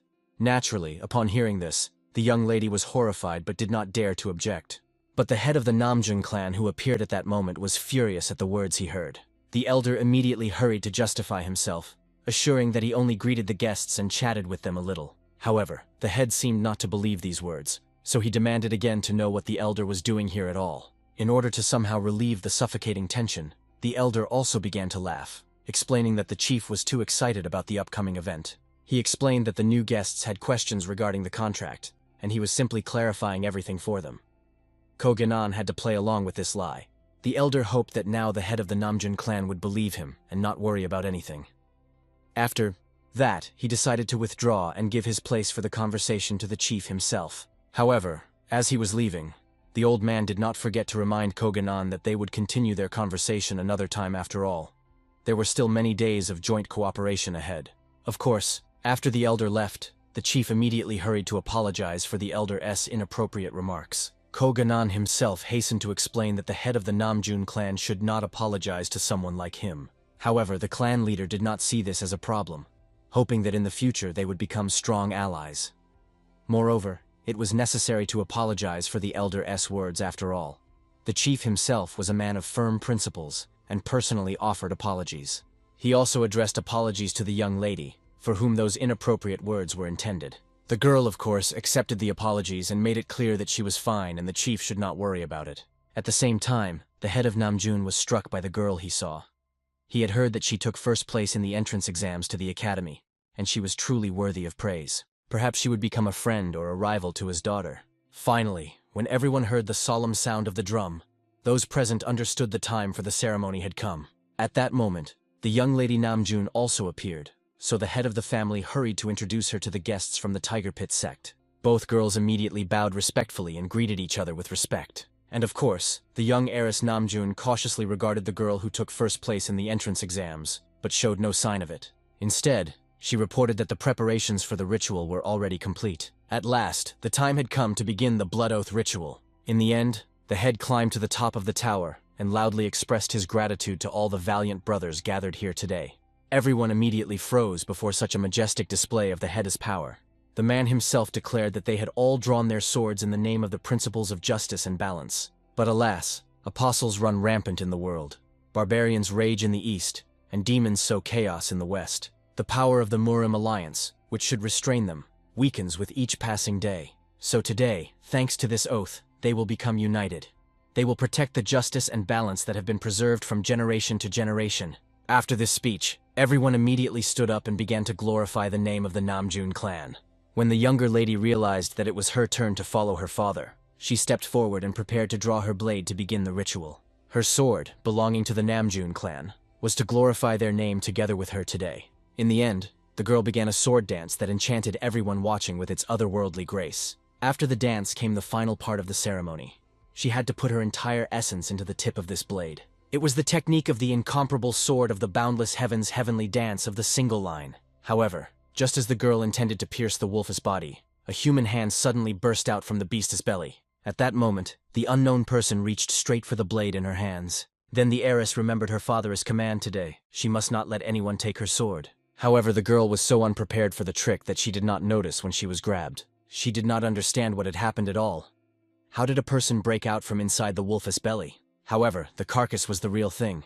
But most of all, the young lady was worried about the sacred sword. At that moment, the stranger pressed the blade to her neck, warning if she resisted, he would first press on her pressure points and then cut off her ear. At that moment, everyone noticed that something resembling a person crawled out of the wolf. However, many tried to reassure themselves that it was just the entrails. But the father definitely felt that his daughter's energy had dissipated, something had happened upstairs. And then the scabbard of the sacred sword flew from her hands onto the steps. At that moment, the stranger spoke, addressing the degenerates from the Nam Jun clan. Those present, seeing that the man was holding the young lady by the neck, immediately demanded that he release the heiress at once. However, the hero had two demands, the first of which he wanted to voice when he was interrupted by the head of the family. The clan leader believed that the young man should first release his daughter before stating his demands. However, the patriarch silenced his son in time, believing that even though he had inherited the position of head of the family, he still could not rid himself of his frivolity. If the stranger wanted to kill the girl, he would have done it immediately. But he wanted something else, so he was still holding her hostage. Of course, Shuji also noticed that the elder was far from stupid, and the elder even thanked the young man for the compliment. In the end, the hero warned if anyone else tries to interfere with him, the first thing he will do is cut off this girl's head. After that, he reminded that he had two demands. First, today's blood oath is annulled, for it was unjust. How could the Nam Jun clan, known as the great pillar of the righteous faction, make such a low and unfair deal? This is why the great cause cannot stand. Second, the one who made this contract must be executed. If they bring this person to the altar, he will release the girl without a single scratch. The boss agreed to reconsider the contract, but still could not accept the demand for murder after all. It was unacceptable. However, the hero felt that before talking about unacceptability, it was necessary to first listen to the opinion of the crowd. At that moment, the elder himself was cursing the bastard fiercely, believing that the Nam Jun clan would never succumb to his bloody sweet words. However, the young man explained to the old man, if he climbs up here voluntarily, he will let the girl go unharmed. The old man was not going to agree to such a hostage exchange. He could not allow the hero to seal his martial arts. However, the hero was only surprised by his words, for he did not intend to seal anything. He could have just beaten the man to death. That is why he ordered him to stop talking nonsense and come up here immediately. Of course, the elder immediately decided to climb the steps and save the girl after such audacity. The crowd was whispering they couldn't believe that he would really go up there. Although they understood when the life of the niece was at stake, this was the best option. The leader did not know what to do because he could not fall for such dirty tricks. But if this continued, his daughter could suffer. In the end, as if nothing had happened, he allowed the elder to go up and take his daughter. The old man did not expect the leader to give up so easily. Apparently he had no plan, so he brought trouble upon himself. The rest of the crowd was amazed by the elder, who rushed after the niece without hesitation. They even felt sorry for the person who would meet him in battle. It was obvious that no one understood the true fear before the power of this man. The former leader urged the old man, demanding that he hurry up and go up. He had no choice, so under the pressure of the crowd, he immediately started walking upstairs.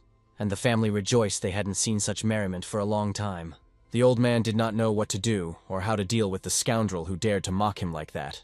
When he went up, he immediately realized although the boy was hiding his face, he was very young. If he was not a master who had regained his youth, then the old man would easily finish him off with his bare hands. The hero was glad that they finally met again with the one who was first on his list of death row inmates. Due to his connection with the Zhou family, the elder hushed up the case of the massacre in the Tiger-S pit to avoid trouble. He also recruited Ko-Aiko, destroyed the remnants of the sect, and then declared Shuji an enemy of all Murim. Shuji, as if nothing had happened, told the elder that he had already heard from Myasnikov he was hunting his she-wolf. He did not understand why they brought another cub after killing its mother. Of course, the elder had no idea why the boy was talking nonsense. However, he explained they killed the cub so that it would not grow up and start seeking revenge. From this answer, the hero understood the elder's cruelty had not changed in this life or the previous one. He did not want to breathe the same air as such a person. He raised the sacred sword above the wolf's head, apologizing for what he was about to do. However, he promised that in return he would definitely send this one-eyed elder to hell. After that, he also released the girl, who did not understand how someone like the hero dared to do such a thing in the very heart of Nam Jun's domain. She threatened that he would not escape. However, the hero explained that he would have no problems with that. Then he forcibly kissed her and pushed the girl away. Along with this, he introduced a bit of his blood poison into her body, causing her head to immediately tilt back.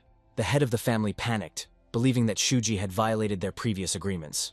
However, he hastened to explain he did not break his word. He did not wound the girl, he simply gave her poison. After which he immediately threw her off the tower. At the last moment, the leader still managed to catch his daughter and lower her carefully. Then he felt that her internal energy was dissipating. It was poison that affected the internal energy. The old man knew nothing about such poison, so he did not know who Shuji was, and all he could do was helplessly call for a healer. He ordered the other fighters to immediately seize this scoundrel. However, at that moment the hero showed everyone a bottle of antidote, warning if anyone steps onto the altar, he will smash this vial. This also applied to the old man in case he tried to escape. And of course, everyone understood this was a very cruel exchange. The hero, as if nothing had happened, took a spear straight from the corpse of the she-wolf from his belt. Recognizing this item, the elder immediately decided to find out what the hero's connection was with the demon collecting money from the unorthodox alliance. However, Shuji was not going to report. Instead, he immediately attacked even without warning. After just one attack, the old man realized the power the youth possessed was immense. The entire floor was destroyed with a single strike. Now he finally understood it was the young man who had wiped out the Zhou clan and all the adepts of the Dark Path. He intended to kill the young man. However, in the end, he himself was impaled by his spear. Immediately after that, the hero moved behind him, wielding his hammer. Of course, the elder considered him nothing more than a despicable rat who could only aim at guests. Because of his malice, he did not notice the iron spikes scattered on the ground. When he screamed in pain, Shuji, as if nothing had happened, reminded the man that he needed to obtain the antidote in his hands. However, the old man was more concerned not with the antidote, but with the fact that the hero resorted to such a pathetic trick instead of an honest fight. However, the hero absolutely did not care about his honesty. That was the whole reason. The air trembled with the anticipation of a bloody denouement. A gigantic pillar of flame tore the sky above the tower, shocking the witnesses. The warriors of the Nam Jun clan rushed swiftly to help. The smoke slowly dispersed, revealing the place of the clash. A powerful wave threw the elder and his disciples to the ground. The old man recognized in the enemy's movements the forbidden technique, three-level abyss. A predatory, eager smile appeared on the master's face. The bloodied enemy took a step forward, radiating a dark aura. The elder's blade fiercely flared with a blue glow. The enraged old man charged into attack with curses on his lips. The warrior in the wolf mask met the strike with icy calm. The blood-soaked hand promised the enemy a swift death. The swordsman in the mask struck from above with a devastating stream of energy. The elder barely held back the onslaught behind the energy shield. The battle turned into a chaotic whirl of sparks and steel. The enemy's strike shook the very foundation of the arena. Energy waves tore apart the space around. The wolf warrior gracefully landed among the ruins. The old man only disdainfully mocked the opponent's maneuvers.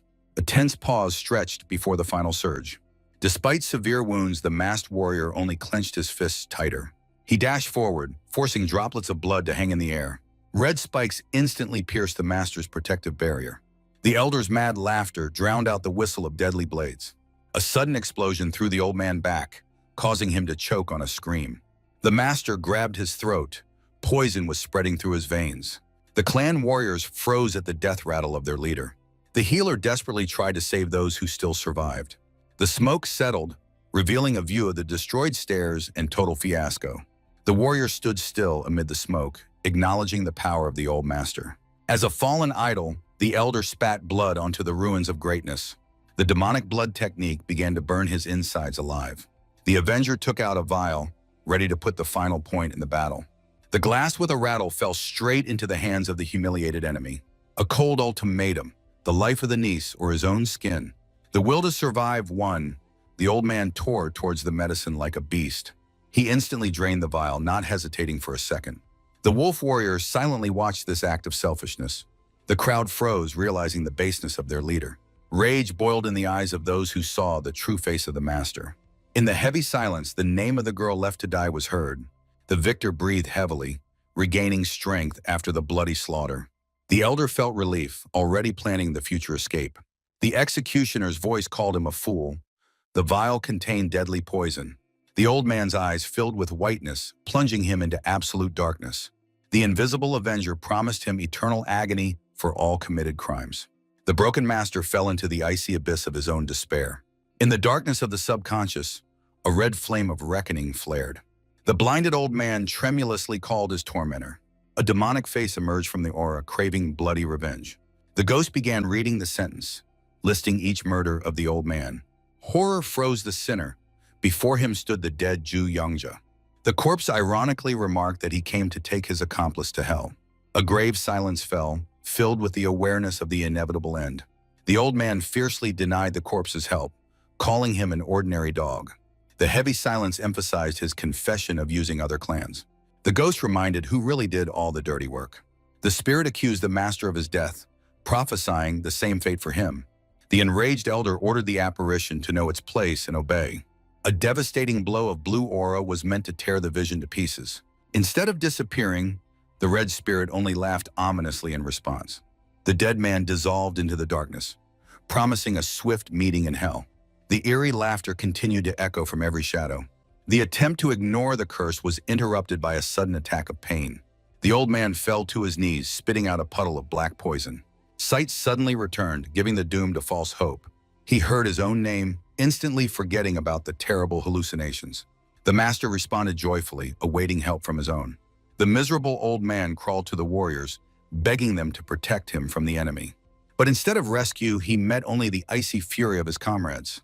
The clan leader contemptuously accused him of stealing medicine for Yule. The elder babbled excuses, but no one was listening anymore. Students refused to be dogs and demanded the truth about the murder of Ju Youngja. The Avenger explained the poison forced the old man to loudly confess all his sins. The realization of his own self-exposure struck harder than any blade.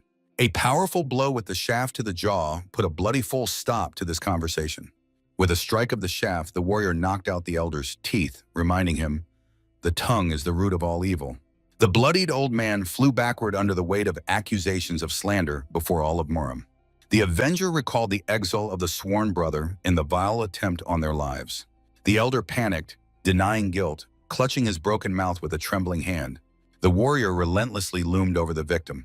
Oblivion did not free one from retribution. The old man in despair spat out blood, swearing he did not know any of them. A bloody aura enveloped the weapon. In this life, knowledge would no longer be needed. A devastating blow shattered the stone floor of the arena in a dazzling flash of light. The deathbed scream of the elder tore the night sky above the ruined tower. The mutilated master pitifully begged for mercy under the watchful eyes of the disciples. The warrior ordered the clan to freeze, threatening to immediately finish off the captive. Grabbing the wheezing elder by the hair, he declared him his hostage. The disciples of the Nam Jun clan helplessly watched their own humiliation. In the old man's eyes flickered the last, ghostly hope for life. Instead of an answer, a clawed hand gripped the victim's face with a deathly grasp. A dreadful red glow illuminated the finale of this bloody massacre. With a cruel jerk, the warrior tore the sinful tongue right from the old man's throat. With a cold-blooded gesture, the Avenger brushed the remains of blood from his palm. The mutilated body was thrown at the feet of the clan, sowing true panic among them. The shocked masters recognized the executioner as the legendary caller to the underworld. Yan was petrified with horror, meeting this ruthless warrior again. Against the backdrop of the night sky proudly stood the figure of the one who single-handedly rewrote the clan's fate. From beneath the wolf mask, a calm, piercing gaze looked at the girl. The revenge finally ended. Now she was free in her choice. Someone desperately tried to find a pulse in the tortured master. The leader officially announced, "Elder Pension is dead." The death of a master of such rank was an unheard-of disgrace for the entire family. The clan was left only to surround the killer while the unconscious Yule lay among the ruins. Yule was breathing hoarsely. The toxins in her blood were supposed to disappear in just half an hour. The warrior triumphantly raised the vial over the abyss, attracting the gaze of the enraged crowd below. The clan leader was grinding his teeth. He did not believe a single word of the bloodied killer. The Avenger coldly warned the medicine was almost finished, and its application required jeweler's precision. The head Namgun hesitated. The girl's life hung by a thread under the pressure of the blue aura. With a mocking advice to catch faster, the warrior simply unclenched his fingers, giving the vial to gravity. The wolf disappeared swiftly. The glass hit the stones while the killer dissolved into the skin. The leader ordered to save the remnants of the antidote at any cost and immediately catch up with the legendary Zavuchi. The pursuit began instantly. The famous heavenly net of the clan began to tighten around the fugitive. The warrior concentrated dark energy in his legs, preparing to break this ring with one powerful jerk. The red meteor broke through the formation. Elite students panicked and scattered in different directions. At the end, the killer advised the enemies to hurry, leaving the clan leader in captivity of deadly despair. The master rushed after him. He attacked blindly, but the warrior only gracefully danced among the enemy blades in the very heart of their home. The warrior froze, recognizing the old man as the former leader of the Murim Alliance. The stranger gracefully landed on the roof amid mocking laughter. Against the backdrop of the moon stood the Sword Lord, the legendary Nam Jun. The old man slowly descended, not stopping his bizarre game. He stroked his beard, acknowledging the young man's considerable talent. The Avenger was drenched in cold sweat, feeling the breath of death behind his back. He was struck by the technique of the hard sword, capable of killing by will alone. The warrior cautiously watched every move of the living legend. The master ironically inquired whether the guest was leaving too early. The irritated young man responded to the old man with a bold counter-question. He glanced briefly at the guards, assessing the chances of retreat. The elder swiftly jumped down in a cloud of dust, blocking the way. The time for relaxation was over. A real monster stood before the warrior. Namgun Chang landed in a whirlwind of blue energy, craving a spectacle. The master placed his palm on Yule's chest, releasing healing power. The girl instantly regained consciousness, coughing up a clot of black poison. The elder laughed contentedly, seeing the success of his intervention. The disciples lifted the lady, hurrying to hide her in a safe place. Having healed the girl, the legend moved straight toward the masked warrior. The young man realized this monster could have stopped him at the very beginning. The absence of retribution indicated the hidden purpose of the old master. Namgun Zhang showed feigned surprise and became interested in the boy's sharp mind. A predatory smile confirmed the suspicions. The old man was enjoying the moment. The ring closed. The guards prepared for the final capture. The clan leader ordered to take the audacious offender alive. Rage blinded the head of the family, who demanded immediate retribution. The authoritative shout of the old man made the crowd of warriors freeze in shock. The father blocked the son's path, asserting personal rights over the captive. The clan head was forced to retreat under the pressure of the father's will. The eyes of the Sword Lord flared with fury. He would not allow the best entertainment in 30 years to be spoiled. The old man threw the sword over his back, silencing his son with a single contemptuous look. He proudly declared, in Namgun's estate, his word is law even for the emperor. Wolf Warrior grimly listened to the pompous speech, not taking his eyes off the enemy. The Sword Lord thoughtfully stroked his beard, inventing a new rule for the guest. A sinister idea flashed in his eyes. He found the perfect entertainment. The elder strictly forbade any actions without his personal permission. The verdict was final. Leaving the clan territory is now impossible.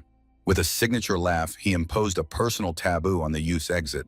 Assessing the chances of escape as negligible, the warrior demanded release conditions. Instead of explanations, the old man sharply threw his palm forward, raising the wind. He offered a handicap of 5 moves, only dodging without using the sword. The clan's disciples were stunned by such unheard-of generosity from their patriarch. The crowd could not believe that the legend valued the unknown killer so highly. The Avenger realized It was time to give his all for the sake of the Mad Elder. He rushed into the attack swiftly, accepting the conditions of the deadly game. Stones scattered under his feet, releasing powerful red energy. The dark aura took the form of a giant skull, ready to devour all living things. Nam Jun watched with admiration the awakening of true potential. The young man fiercely demanded a worthy counterattack from the legend in this duel. The energy vortex began to pull frightened students into its epicenter. The demonic strike tore through the air, but the master gracefully dodged death. With a cheerful shout, the Sword King elegantly danced amid the storm of red lightning. A pillar of red fire tore the sky, forcing the crowd to flee under the old man's laughter. The warrior froze on the ruins while blue lightning coiled around his spear. From beneath the mask, a predatory gaze calculated every weakness of the legend. The Sword King only raised his eyebrows in surprise, as if not noticing the scale of destruction. The youth pointed at the old man's hand. He instinctively grabbed the hilt, breaking the bet. The Lord of the Sword shuddered from his own weakness, realizing the power of the young enemy. The old man awkwardly justified his fear as a mere test of strength. The legendary giant sweated, vainly searching for a logical explanation for his fright. The embarrassed master suggested undoing the move to preserve at least a drop of honor. The Avenger coldly refused any handouts. Nam Jun sincerely rejoiced at such audacity, swearing never to touch the sword again. Enveloped in blue flame, he declared the boy had only 4 attempts left. The old man's predatory smile promised true pleasure from the bloody dance. Radiating a divine aura, he invited the youth to lay down his last trump card. The old man stood before him like an insurmountable wall against which any anger shattered. The youth put his entire essence into the next devastating strike with red energy. The rumble from the spear striking the stones overshadowed the higher techniques of martial arts. The arena exploded with a fiery stream of the power of Yahello, shattering into fragments. The Sword King finally admitted he had fatally underestimated this kid. The elder barely managed to jump back from the vertical slash of red flame. The deadly wave passed mere millimeters from his face. The master demonstrated wonders of agility, avoiding a direct hit. He gathered all his aura in his palms to meet the next charge head-on. The clash of 2 elements threw the wolf warrior back with a powerful wave. Thick smoke rose from the hands of the legend. The block absorbed the hellish heat. Nam Jun spoke of the iron fate that united them in this battle. The sweaty youth only grimly cut off, saying such a fate was disgusting to him. The elder raised 3 fingers. The final trials awaited ahead. Ignoring the trembling in his hands, the warrior gripped the spear tighter for the decisive attack. A black and red pillar of energy thundered down onto the arena under the fierce battle cry of the warrior. Nam Jun instantly oriented himself. Now a massive energy ram was charging at him. The swordmaster raised a blue shield, heroically holding back the devastating pressure of the enemy's aura. The space around vibrated from the friction of 2 opposing elements. The explosion shook the residents while the exhausted youth barely stood on his feet. The old man was just stretching his wrists, joking about old age and aches in the bones. He instantly deciphered the boy's military past, which greatly embarrassed him. The master saw in the enemy's movements a hardened infantryman who had passed through the hell of battles. Zhang admitted, reaching such a level on one's own at this age is a true miracle. The youth boiled with rage because the legend saw through his true nature. The old man showed 2 fingers, giving the last chance for an honorable retreat. The warrior answered with a short no and began to spin a deadly whirlwind of weapons. Powerful gusts of wind fiercely blew the robes of the Sword King. The master laughed maniacally, enjoying every second of the game. A black and red tornado surrounded the young man before the final most powerful strike. The warrior's step literally split the ground in half under the weight of his concentrated power. The eyes flashed red before the colossal horizontal blow. A wave of dark energy swept away everything in its path to the target. Nam Jun crossed his veined arms, preparing to receive the blow with a clean block. The flow of power crashed into the elder's block with cruelty. The legend's feet slid over the tiles under the relentless pressure of the enemy.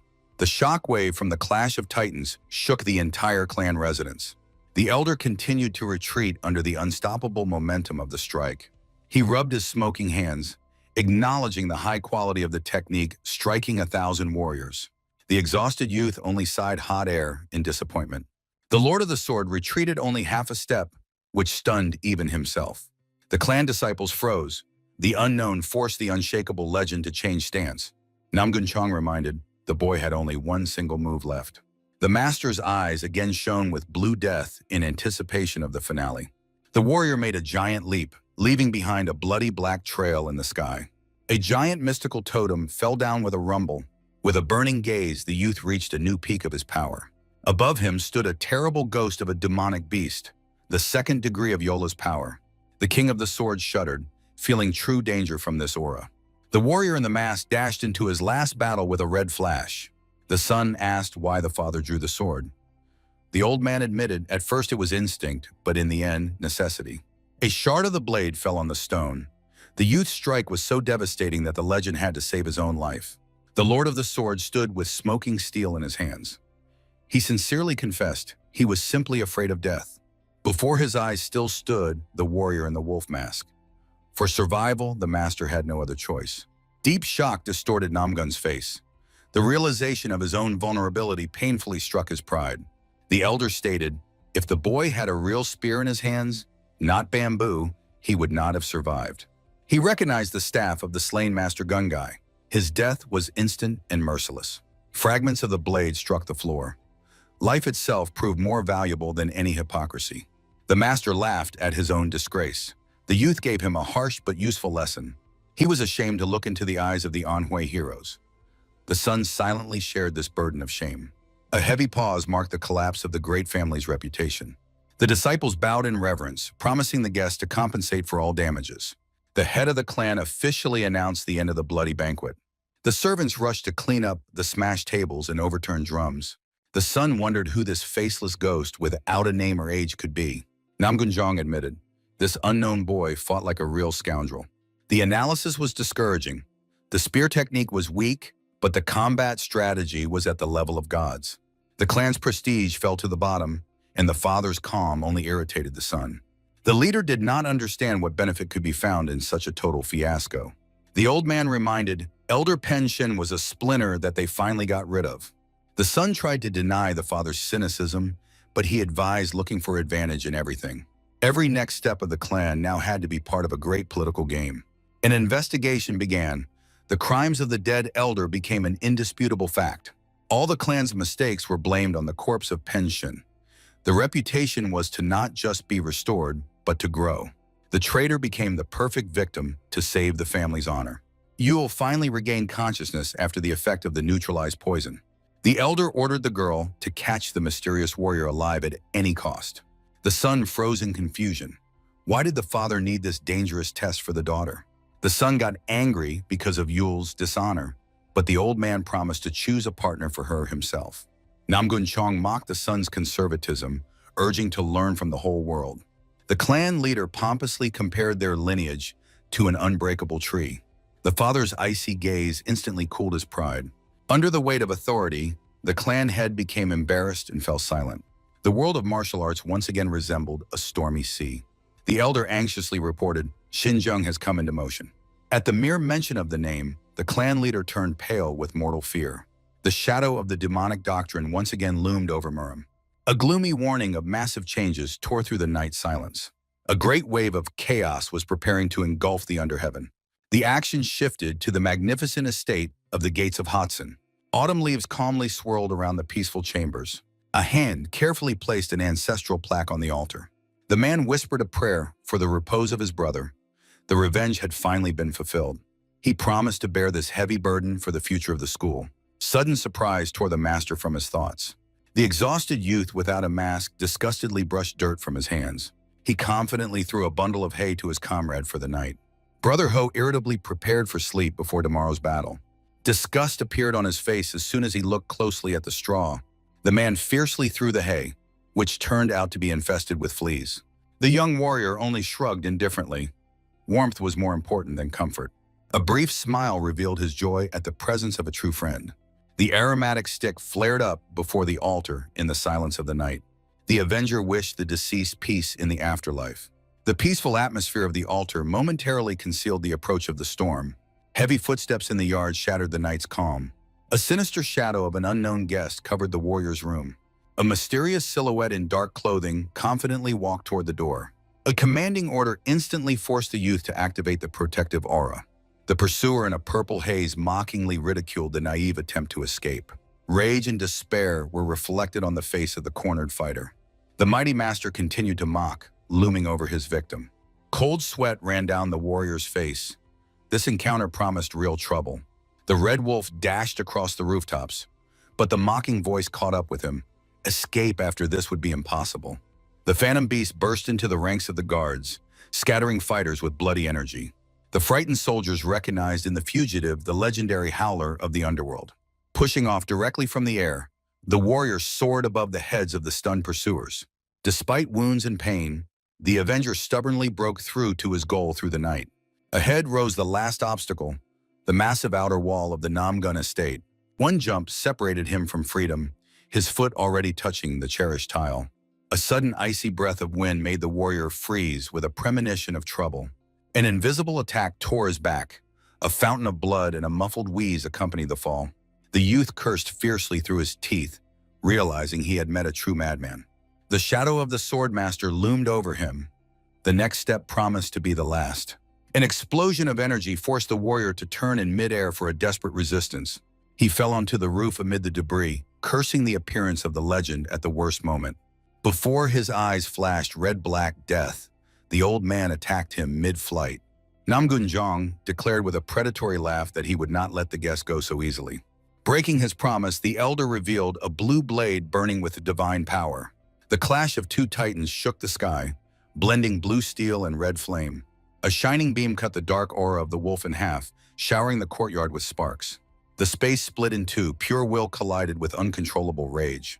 The shockwave of the frenzied hurricane swept away the guards like dry leaves. The warrior admitted, the old man's inner strength truly matched the title of swordmaster. In a daring maneuver, the young man pushed off with his foot directly from the blade of the enemy's sword. He flipped in the air, preparing to turn the master's power against him. With a red star, the warrior leapt over the wall and finally vanished into the night darkness. The elder lowered his weapon and only sighed wearily in response to the question about the pursuit. Near the gates of Kutsin, the traveler heard reproach. He tried to leave without saying goodbye.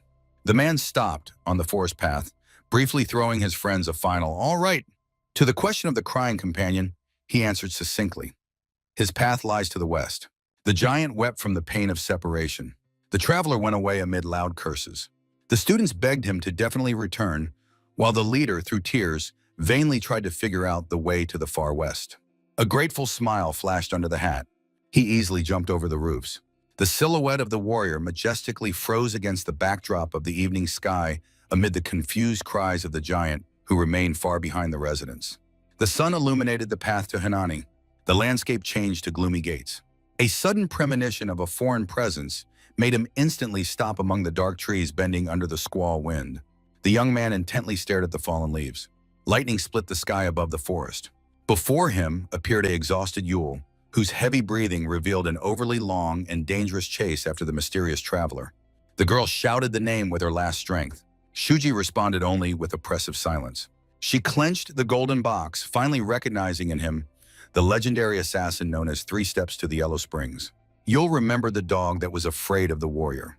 The secret was revealed, shocking Shuji himself. She knew about the medicine and that very rainy day when he anonymously saved her life, paying an incredible price for the rescue.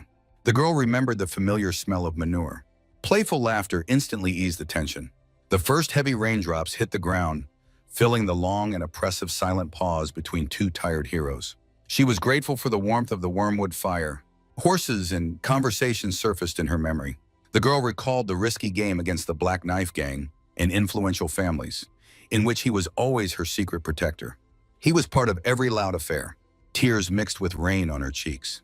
The traveler silently pulled his hat even lower over his eyes, trying to hide forever from her painful questions under the cold wall of the downpour. Despair pushed the girl toward the warrior. Fingers clung to his wet sleeve. A quiet plea not to go dissolved in the sound of water flowing from the roofs of the estate, leaving behind only a bitter taste of parting. She called him her family. A trembling hand held the last thread. She helplessly unclenched her fingers, resigned to the inevitable choice of her savior, who chose the path of solitude in this cruel world. The young man slowly moved along the wall. The dark silhouette finally dissolved into the veil of endless and cold rain, taking with it all the secrets of this strange journey. Yule was sobbing under the downpour, begging fate for one thing, be.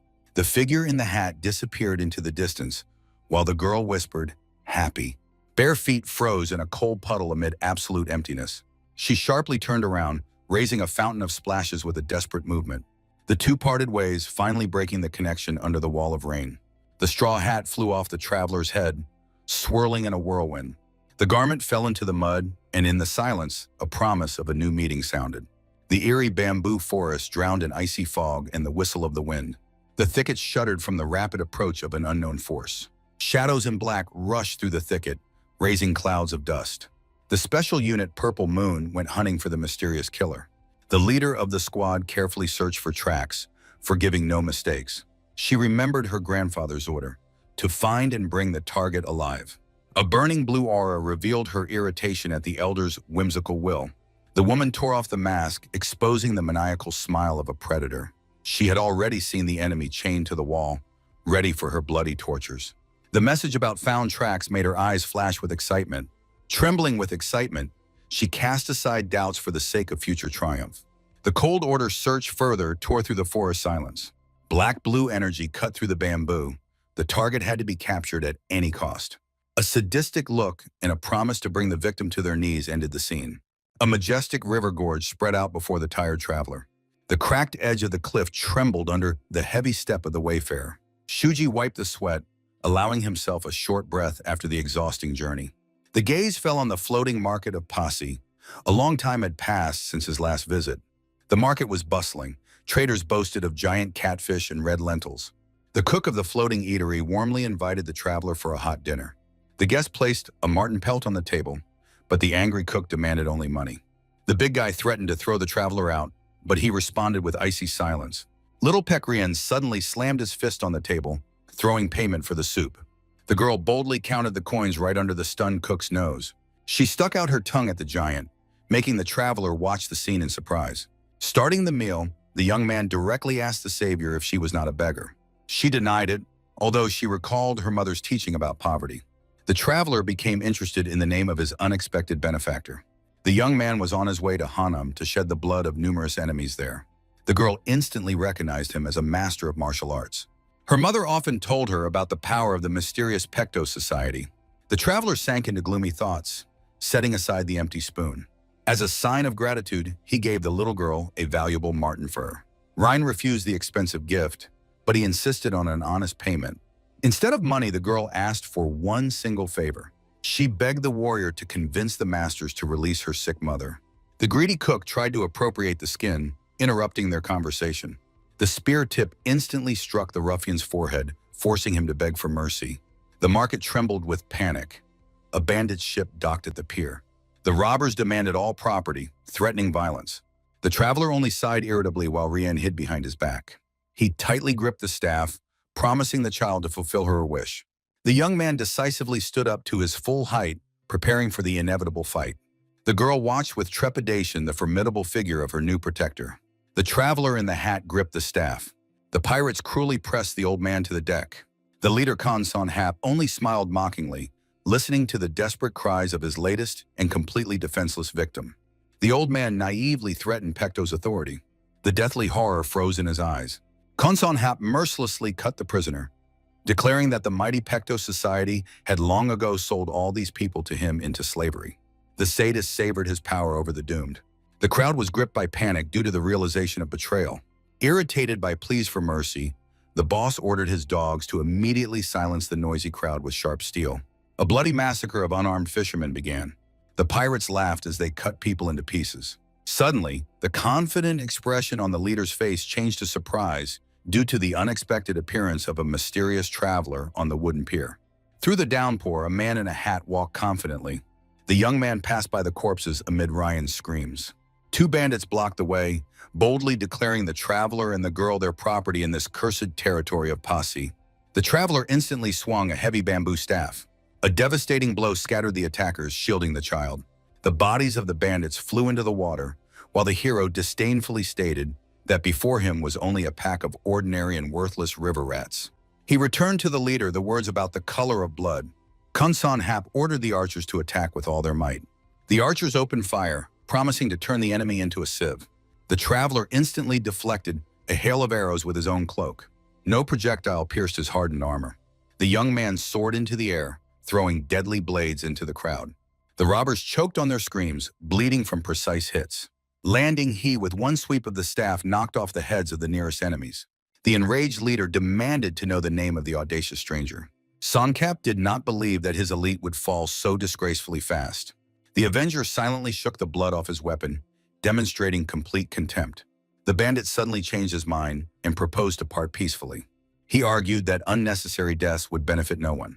A cold gaze from under the hat said, "Today, only the leader will die." The young man only wondered if his body would endure this bloody meat grinder. Songkap went mad, risking his own head. He called the enemy a blind puppy, inviting the tiger's wrath upon himself. A giant sword flew into the air for a devastating strike. A dazzling flash of counterattack instantly stopped the deadly blow. A shard of the blade flew into the sky, clearly showing the chasm in their strength. The severed hand of the leader splashed into the water under his silent groan. The traveler merely adjusted his hat, mocking the pitiful whining of the river rat. The young man adjusted his straw hat. These bandits looked better at the bottom of the river. The giant was horrified, the wrist hung like a whip. One strike broke the master. A red aura pressed on the pier. The bandit realized he had to flee immediately. A mountain of corpses covered the dock. While the leader panicked, the child searched for his mother. There was no pity in the boy's eyes. It was too late to beg for mercy. With a cry of despair, the bandit struck. The young man calmly raised a block. The enemy snarled, threatened the arrival of the elder Kondu. The boy only glanced indifferently, promised to kill him before reinforcements arrived. The giant grinned insolently. The fight began to amuse him. The boards cracked under the beast's weight. He rushed into a final attack. The staff flickered in the air. The young man easily parried every strike. A wide, sinister smile suddenly appeared on the bandit's face. The villain grabbed the little hostage. He ordered to stop, otherwise the girl would die. The bandit demanded to kneel. The boy froze, lowering his head. Little Ryan trembled. Suddenly she heard her name. The young man apologized to the child. He could not let the killers go even for her sake. Rain smiled through tears. She only asked to save her mother. A short nod. The promise was given. The boy soared into the air. The bandit was stunned by the surprise. A shadow covered the young man's face. He allowed the enemy to kill, but at one price. Cold blight in the eyes, he promised the bandit the worst death in the world. The voice became ice.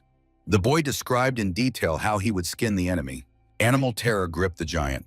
Torture by fire and eternity in the pigsty awaited him. The villain tried to hide behind the names of the elders.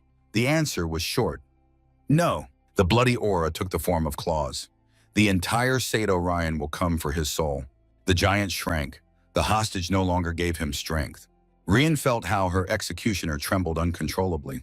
Death froze in the bandit's eyes. The boy only reminded him of his sentence. The wave of the staff cut through the air. It is time to go to the pigs. The merchant wept, praising the unknown savior. Others objected. They were protected by the old man with a whip. Testimonies were confused. Someone mentioned the silent giant. Fantasies multiplied the images of bearded heroes and superhumans. The woman master tried to find logic in this chaos. Before his eyes stood the killer of clans. He was definitely not a righteous man. But it was he who cleared the pier of bandits. She hesitated, a noble avenger or an ordinary thief? Suddenly, the cold of death gripped her throat. The shadow in the skull threatened to cut everyone out, starting with the child. The woman shuddered. The voice in the darkness assured he is not an enemy. Rain confidently stood up for the beggar boy. Figures in cloaks grew on the slope. The leader jumped down. Familiar colors made the woman tense. The commander ordered the squad to stop. Before the crowd stood the warriors of the Union of Schools. She bowed, citing personal matters at home. The representative of the Union was surprised to meet the academy instructor. The purpose of the visit was grim. They were pursuing a dangerous fugitive.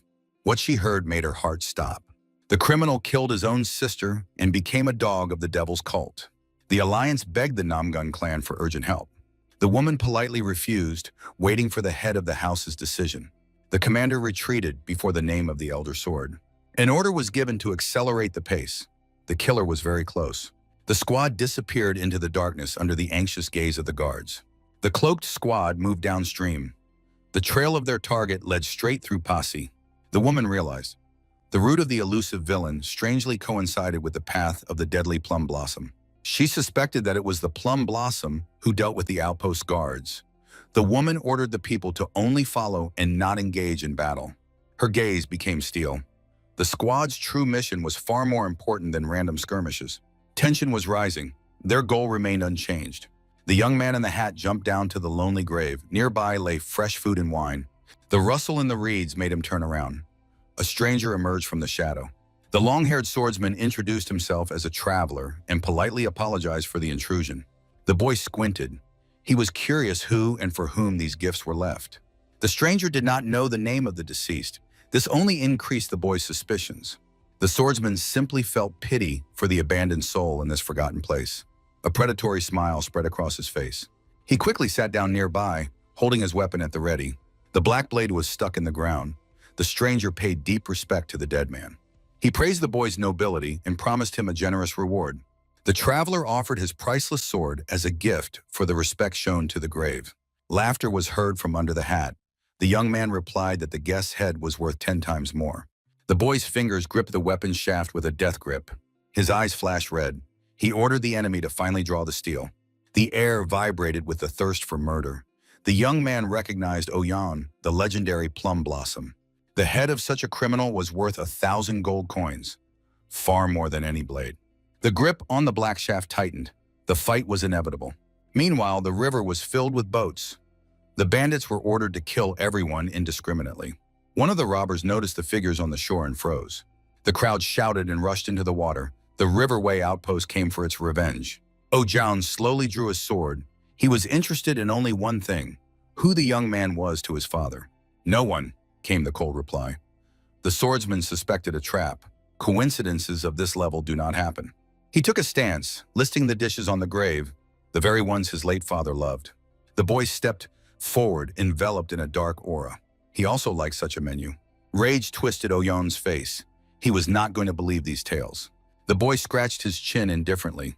To believe or not was everyone's own business. The bandit's screams shattered the silence. The crowd rushed into attack. Ojan walked through the enemies as if through fog. He was only interested in the youth's route. Henan, a brief answer against the backdrop of bloody petals. The sword cut the bandits in half. Mount Huashan was very close. The question of revenge only provoked a predatory smile. He was looking for the one who had become almost a teacher to him. Ojan irritably parried the strike. Words too vague. The world is complicated. Some connections had no names. A bloody massacre began. Two masters turned the battlefield into a whirlwind of death. The youth's weapon flared crimson.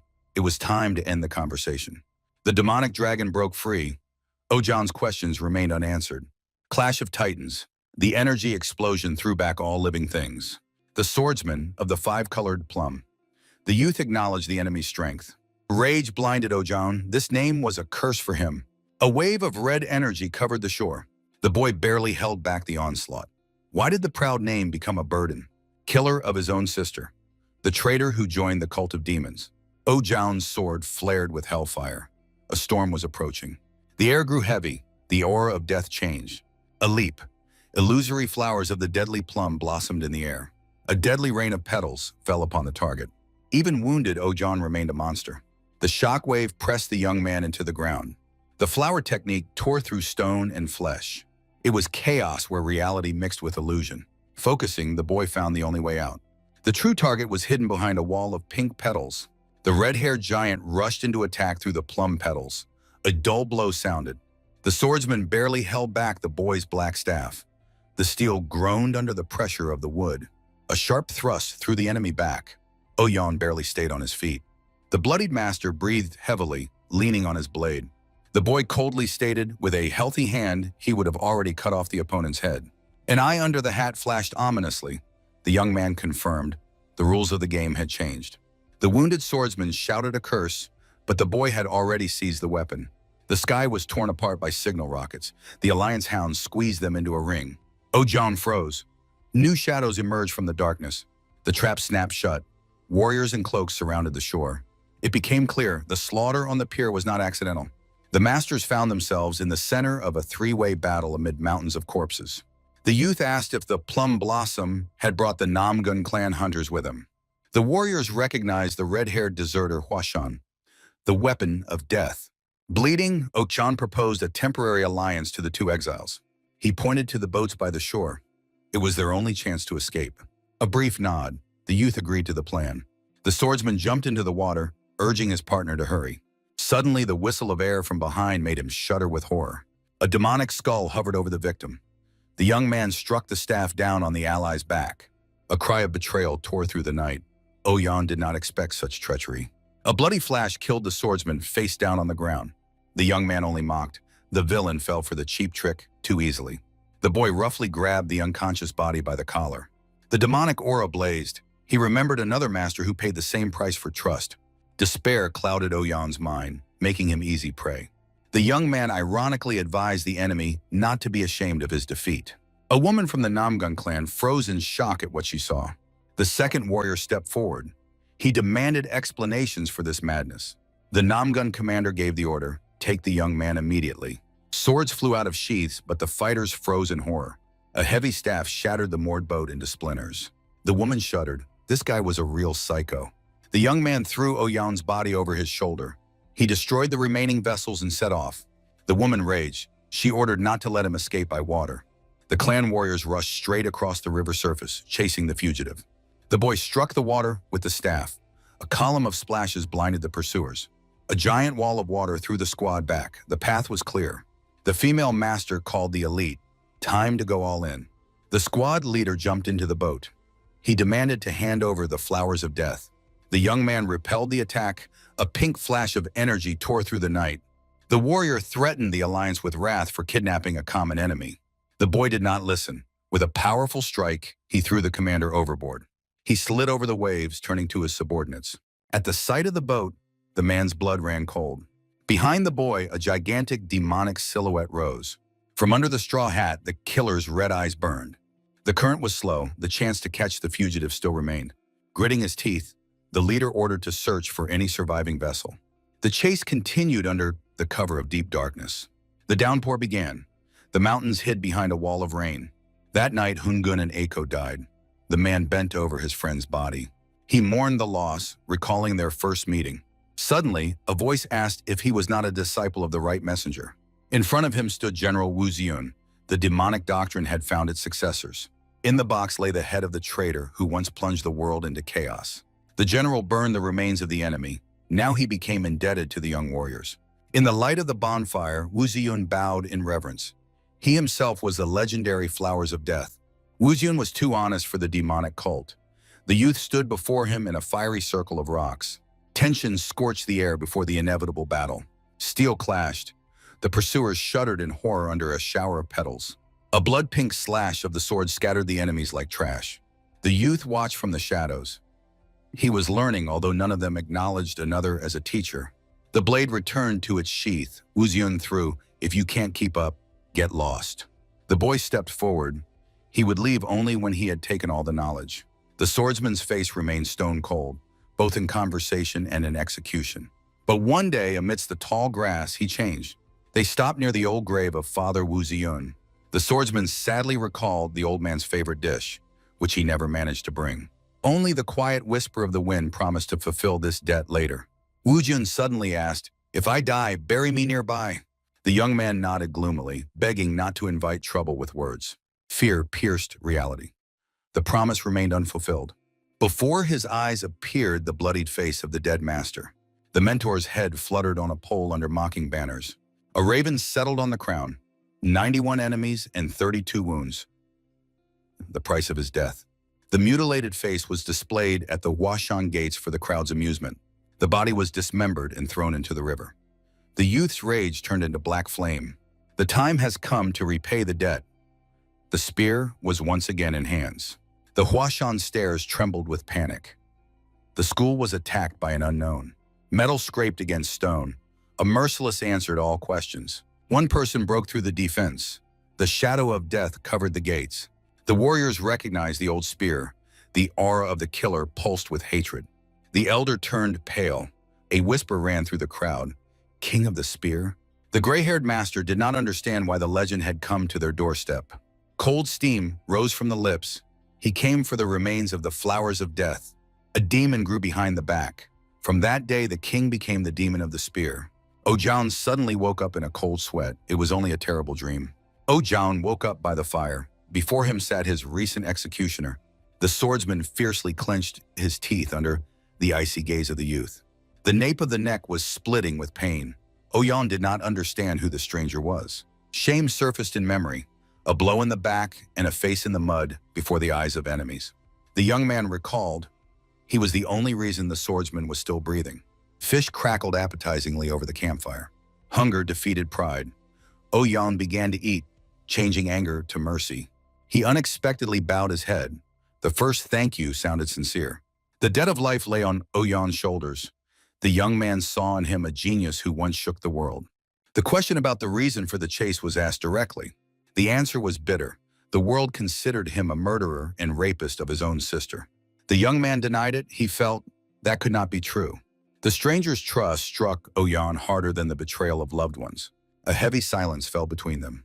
The cave walls reliably hid them from the night wind. The swordsman asked for a moment of attention. He decided to reveal the true truth. Even the legends of past lives did not know this story. There was a young man, began his tale Ojan. It was a truth the world preferred not to notice. The young Wu Ziyun swiftly dealt with his opponent in the tournament arena. The fallen enemy acknowledged the strength of the future master. The tournament ended with the absolute triumph of the wandering warrior. The crowd chanted the name of the new hero. The reward was worthy. Marriage to the beauty Zhangya.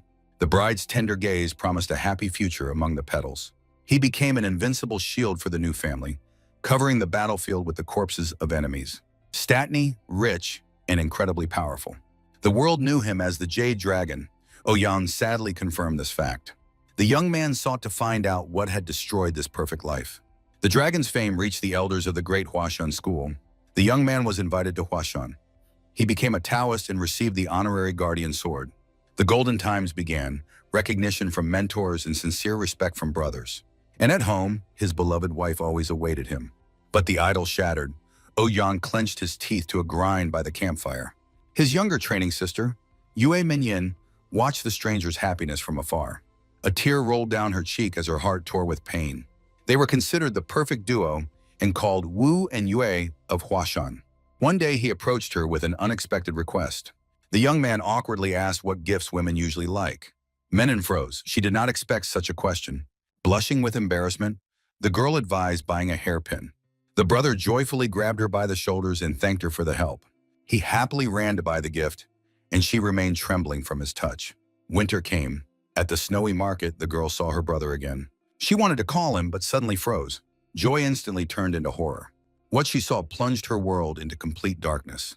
The young man gently smiled at his wife, not noticing his sister in the crowd. The couple walked on, dissolving into the winter bustle. The cold wind swept away the tracks. The girl tried to forget this moment, like a terrible dream. Since then, she stopped talking to him and even avoided joint training sessions. The young man did not understand the ignoring and demanded explanations. Then Menon confessed she loved him from the first meeting. Each training session only intensified her unbearable feelings. She begged to be taken at least as a concubine, just to be near him. Only cold shock was reflected on the brother's face. He began to avoid her even more, leaving the girl alone with her grief. The young man fell to his knees before the patriarch, begging for permission to leave the mountains. But that very night, a real tragedy struck. The log cracked in the fire. Everything started on a similarly moonless night. Ojan clenched his teeth. The past burned him with pain again. His eyes filled with blood. That day, his wife was treacherously poisoned. Yujun burst into the room. The patriarch was already waiting inside. Cold sweat blurred his eyes. The young man did not understand where his father was while his daughter was dying. The head of the school grabbed his son-in-law by the collar. He accused the sword guardian of worthlessness. The young man stepped back, crushed by the icy gazes of the elders. Pela Zhangya lay in the coffin. A thin trickle of blood had frozen on her lips. His pupils narrowed in shock. Only a dead ringing filled his ears. A cry of despair tore through the silence of the room. He had lost his world. 3 years passed. The wind howled over the lonely grave in the cemetery. Yujun hid from people in a straw hut near his wife. Suddenly, Menying appeared. Through tears, she called her elder brother. The girl fell into his arms. She begged to stop the mourning and finally live. Her fingers touched his face. She wanted him to belong only to her. The young man pushed her hand away with disgust. He fled into the night darkness, ignoring his sister's desperate screams. Loyalty was stronger than temptation. He spent the night under the cold dew at the foot. The next morning, he was arrested, without any explanations or pity. Rage blazed in Ojan's eyes. The trap closed instantly. The bound hero knelt. The elder's shadow covered the Huashan courtyard. A formidable warrior with a massive sword stood opposite yesterday's favorite. Attempts to find out the truth were stopped by a harsh order to remain silent. A terrible accusation sounded: rape and murder of men. The crowd demanded blood. Yesterday's brothers cursed his name and demanded death. Tears of injustice choked the young man. He found himself at the center of a terrible slander. He tried to prove his innocence, admitting even the smallest sins.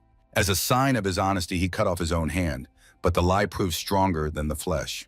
In the flickers and flickers of this campfire sat an exile. Thus was born the Plum Blossom Killer. Ojong clenched his fist in anger. The mark of the plum blossom on his sister's chest meant one thing: the killer was a sword guardian just like him. The young man only thoughtfully touched his lips.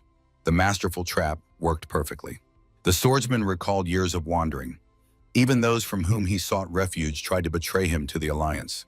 The Orthodox schools turned out to be mere trash. The demonic cult became the only way out. If the world baptized him a demon, he would become one. Oyon tightly gripped the sword hilt. In the cult, he had to gather strength for revenge. A bloody aura covered the cave. The swordsman swore to tear apart the one who ruined his family. The boy listened to this confession in complete silence. Suddenly, he silently pointed deep into the tunnel. Ahead lay the Kaochin Prefecture, the border of Hubei province. The young man promised to show the secret path straight to Xinjiang, the stronghold of the demonic doctrine. His predatory gaze left no room for doubt. Zhao shuddered. He did not understand the savior's motives and suspected him of being a member of the cult. The young man ignored the question. Putting on his hat, he said only one condition. The swordsman had to either keep up with him or go in all four directions. Ahead was Hubei, the domain of the Wudang school. Oyan barely contained his panic. Alliance cities were scattered everywhere. The question of how to bypass the wall seemed absurd to the young man. The plan was insane: just break through by force. A breakthrough, an instant counterattack, in the complete destruction of the elite hunter squad. Ojan froze. It sounded like pure suicide. Logic suggested that it was impossible. They had neither the strength nor the means. The swordsman burst out shouting. He reminded them of the deadly danger of the heavenly nets. For the young man, the Marimu elite were just a pack of dogs. The breakthrough seemed to him too easy a task. Ohan completely lost the gift of speech from such confidence. The boy grabbed the staff. His companion had not yet realized the true scale of this war. A brief order, and the young man moved into the darkness. He promised to be behind the wall in half a day. Massive gates of Kaochin rose ahead, surrounded by a crowd. The hum of voices and the crush prevailed in the queue for inspection. Suddenly, an old merchant with a huge box began aggressively pushing through the people. Burly men stopped the impudent doctor. The old man only snorted contemptuously. Instead of apologies, he began rummaging through the rags. The official scroll was thrust right into the face of the crowd. Tongogan, personal doctor of the Pto Union. The crowd froze in stupor. Feeling the power, the old man began to chase people away with a stick and threaten them in the name of Mr. Tokunja. Suddenly, he shuddered at a quiet voice behind his back. The ragged beggar said the doctor had already looked into the grave, but continued to meddle in other people's affairs. The old man swung at the impudent one, but words about the past made him stop. A sinister smile flashed under the hat. The beggar remembered the snake killed on the way. The youth's shoe confidently pointed to the doctor's right leg. The dark aura of the snake settled on the old man's shoulders. The spirit was avenging its death. The doctor gasped from the illusory weight that began to press on his bones. A terrible whisper sounded near the ear. The spirit was already descending lower. The shadow of the snake wrapped around the body and crawled to the right leg. It had to rot first. The leg flared with red pain. The old man screamed in panic. A giant silhouette of a demon loomed over the victim. The doctor fell to his knees, begging for salvation. The young man gave a last chance to forget about home forever in order to save the family from the curse. The old man sobbed, promising to live righteously anywhere, just not to die. The boy feigned a sigh. He had to save the unfortunate man. The doctor's eyes lit up with hope before the heavenly secret. The order was brief: immediately abandon all property and flee without looking back. 3 months on the mountain without clothes or food. Only then could the snake be thrown off the trail. The young man's gaze became unbearable. Only something most important remained. A finger pointed to the doctor's hand, which tightly gripped the paper. The past stank of a person and attracted the demon. It had to be gotten rid of first. The old man, scared to death, tore off his rags and threw the document aside. Left in his underwear, he whimpered in fear of the wrath of the Pto Union for the lost herbs. The young man was already gathering the spoils. He promised to handle everything himself while the doctor fled into the forest. The young man adjusted his disguise. Now he was Dr. Tongogun, heading to the Pto Union to save the mother's head in his own skin. The real doctor wept with gratitude while the boy with the box disappeared into the crowd, throwing a last piece of advice to run faster than death. The black and red illusion of the snake dissipated. The pass was in hand, and the frightened old man was already scurrying away in his underwear. The document granted full freedom, no mention of a search, only an order to deliver the medicine. Amid loud shouts from the guards, the young man calmly crossed the massive city gates. The guards trembled. A rumor had spread that the flower of death was already nearby. The warriors swore to lay down their lives to stop the thief, not suspecting that he had just passed by them. In the alley, the box and hat flew into the mud. The young man gripped his faithful spear. It was time for his true face. The city was riddled with Huashan ambushes. To go further, he needed chaos. His gaze stopped at the pagoda with red lanterns, the perfect place for a loud commotion. At the Fukai Tower, they were living large. Wine flowed like a river. Laughter never ceased. The doors shattered into splinters. The young man flew into the hall like an enraged demon. Panic covered the establishment. The guy boldly demanded the best meat, wine, and female attention. The locals showered him with curses, not believing that anyone dared such impudence. The roar of discontent grew. No one dared to misbehave with impunity on the lands of the Pto Union. Ignoring the barking of the crowd, the young man sat down at the table like a master. Legs flew onto the countertop. He was waiting for the order, ignoring the murderous glances. One of the visitors mockingly asked if the ragamuffin had even a penny to his name. The short answer no unexpectedly fueled the courtesan's interest. They were ready to forgive the handsome man for everything. The women surrounded the boy, promising wine at their own expense. The young man only raised an eyebrow in surprise. Suddenly, the table shook under the strong man's fist. The fun was over. The giant loomed over the target, raging because of the broken door. The young man only snarled fiercely in response. Before the enemy finished speaking, the heavy jug turned his face into a bloody mess. The boy indifferently wiped off the splashes. This rude fellow had far too many unnecessary words. The hall exploded with screams. The bandits rushed into a fight, craving the rogue's blood. Instead of arrows, ordinary chopsticks flew into the air, transformed by the master's will into projectiles. The chopsticks pierced flesh through and through. The bandits howled in pain, not understanding how wood could kill. The youth spun in the center of chaos, snatching new weapons right out of the air. His eyes flashed with a deadly gleam. He drove splinters into the enemy's bodies, leaving only groans behind. In the middle of the bloodied hall, the boy slowly approached the last survivor. He only begged for mercy. Without hesitation, the youth stabbed a chopstick into the bandit's eye. The establishment shook from the frenzied scream. The boy pulled out the bloody splinter. His gaze made the crowd freeze. The kids were ordered to play quieter. Mr. Yukto appeared on the balcony. The wounded begged him with tears for retribution. The scarred man looked at the fight as if it were trash. The tower's master demanded peace. The youth grinned fiercely. The bait was finally swallowed by Pto. Now it would be easier to bring out the flower of death. Yukto could not believe his ears. This puppy dared to contradict him. A red aura flared around the boy. The performance was just beginning. The master's hand lay on the hilt. The last warning drowned in tension. The boy only smiled wider. They're openly provoking the enemy. Yukto asked again, blinded by his own pride. The young man promised, from now on it would be too noisy here. While the enemy drew steel, the boy theatrically pondered. He put the stick to his lips, feigning sudden submission. Yukto grinned triumphantly. He took the cunning maneuver for fear. Instead of please, a massive chair flew into the master's head. Yukto smashed the wood with his fist, not taking his eyes off the insolent one. A sudden lunge, and the young man was already breathing in the enemy's face. The shine of the sticks blinded the master. Who was really about to die here?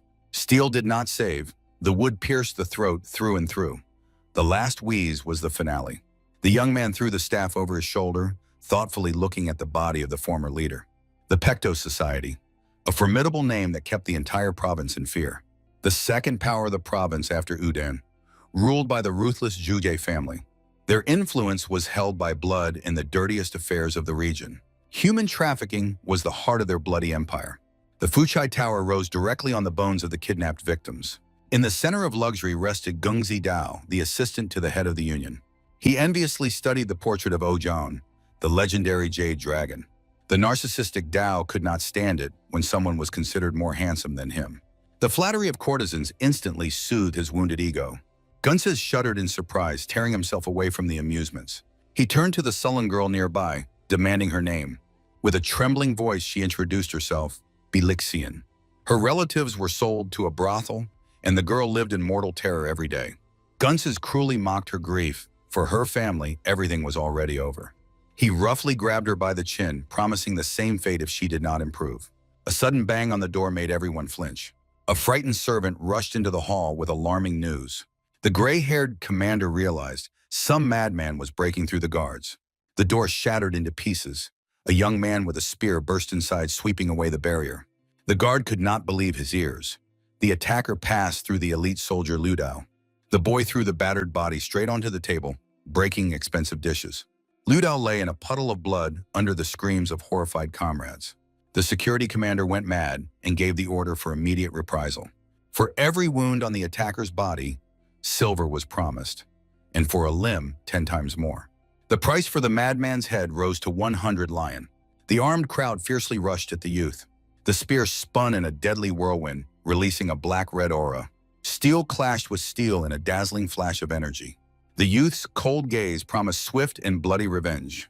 With a dreadful crunch, the weapon broke the skull of the first attacker. Blood splattered on the walls.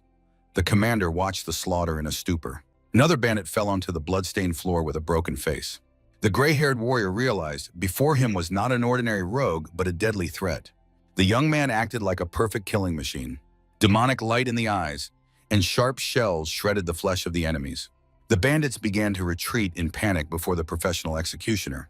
Fingers tightly gripped the bloodied shaft. There was no mercy. The boy tore the spear from the flesh.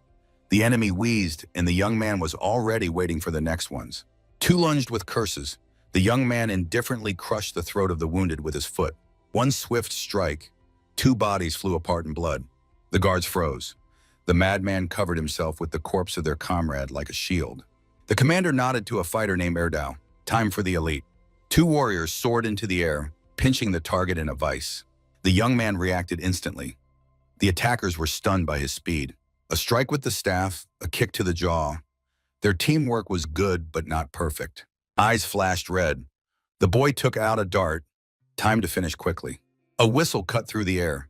The projectile flew across the entire hall. Gunsi screamed in horror, seeing death before his eyes.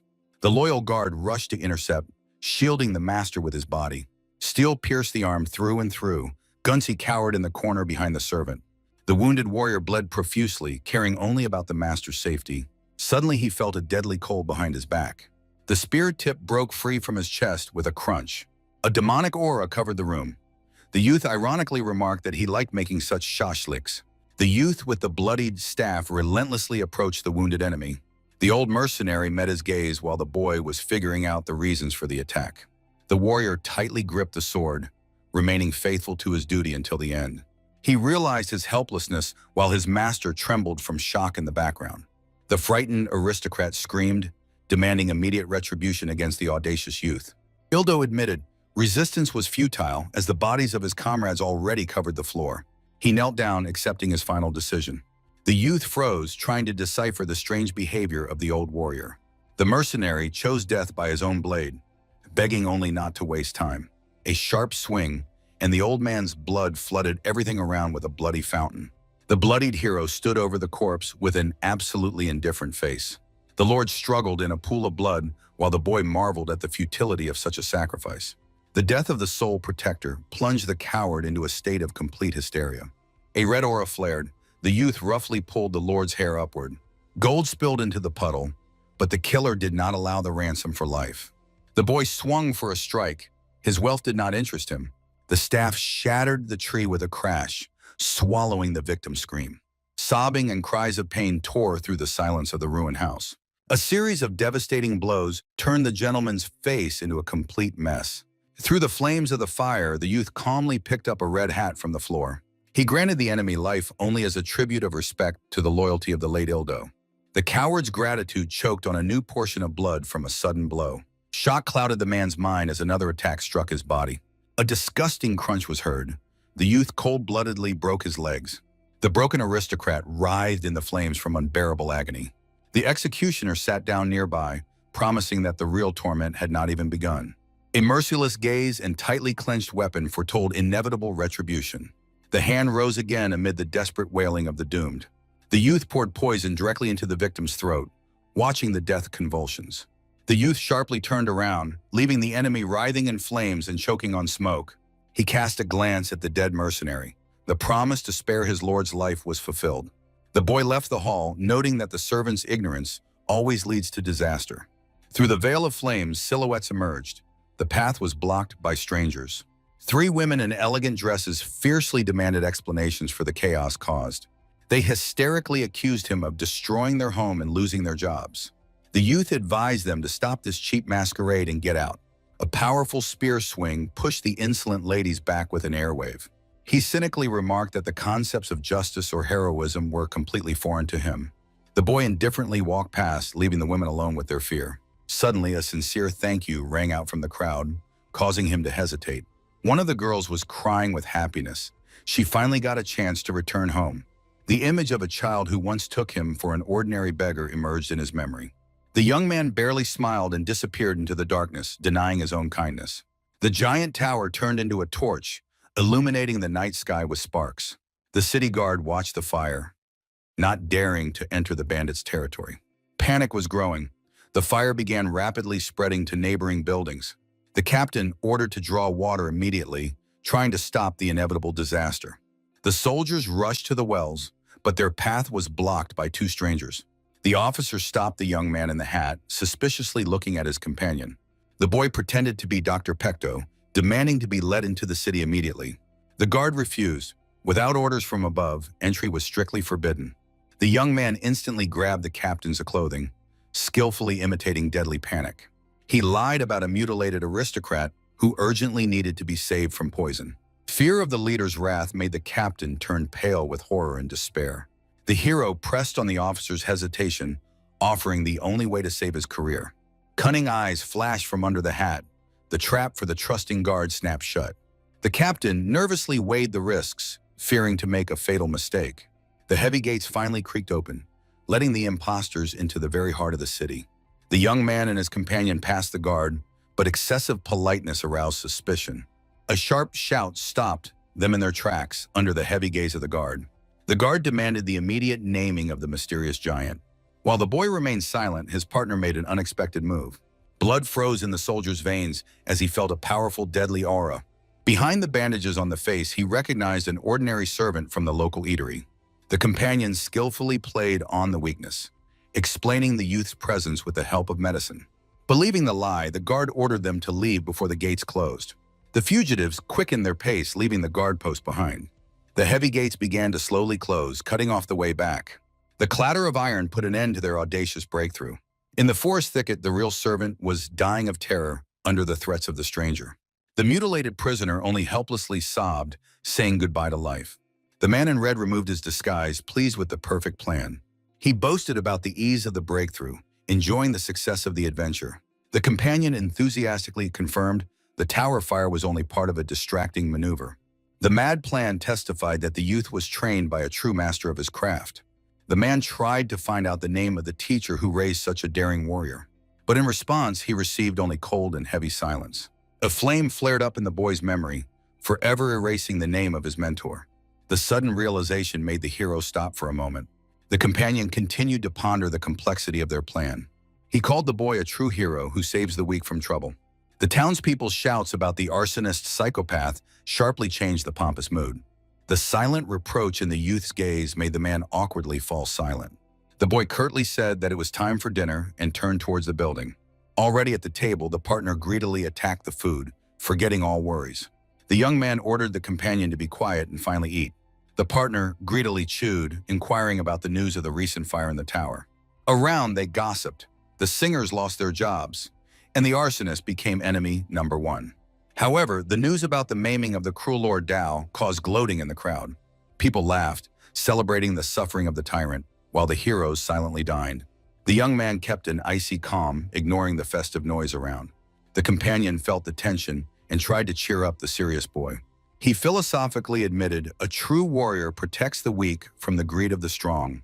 The partner once again assured the young man's action was absolutely correct. A sudden scream interrupted the speech. Fear paralyzed the man. Behind him appeared a gigantic shadow with burning eyes and heavy weapons. The monster fiercely demanded to hand over the one who dared to spread rumors about his clan. The giant gripped the head of one of the visitors with an iron grasp. It was Dao Motion himself, the enraged head of the Pto Society. The victim begged for mercy, choking on their own horror. With one move, the leader crushed the poor man's skull, flooding the floor with blood. The bloodied killer announced his name, causing the hall to freeze. He ordered the mysterious guest to come out of hiding, sensing his presence. The companions shuddered in shock, but the young man did not even raise an eyebrow. While the crowd tried to escape, the bandit promised to turn the evening into a massacre. Armed guards completely blocked all exits from the eatery.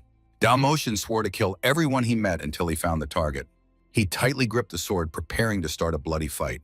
A terrifying shadow loomed over the next victim, who was already saying goodbye to life. The partner wanted to smash the establishment to save himself, but the boy kept eating. The man grabbed for his weapon. He could not allow the innocent to die. The young man stopped his hand with an iron grip, ordering to remain calm. He explained the enemy did not come for them, pointing to the balcony of the second floor. There stood a blue-haired stranger, who ironically observed the chaos. The blue-haired woman from the balcony irritably dismissed all the senseless accusations. She mocked the rumors about the visit of the bandit's son to her establishment. Dao Motion clenched the hilt of his weapon in a frenzy of rage. With a devastating blow, he shattered the supports, accusing the woman of crippling the air. Pichon skillfully slipped away from the attack, preparing an instant response. She flew above the enemy and delivered a painful strike, stunning the witnesses. The woman introduced herself coldly, the legendary Pichon, leader of the Yangtze bandits.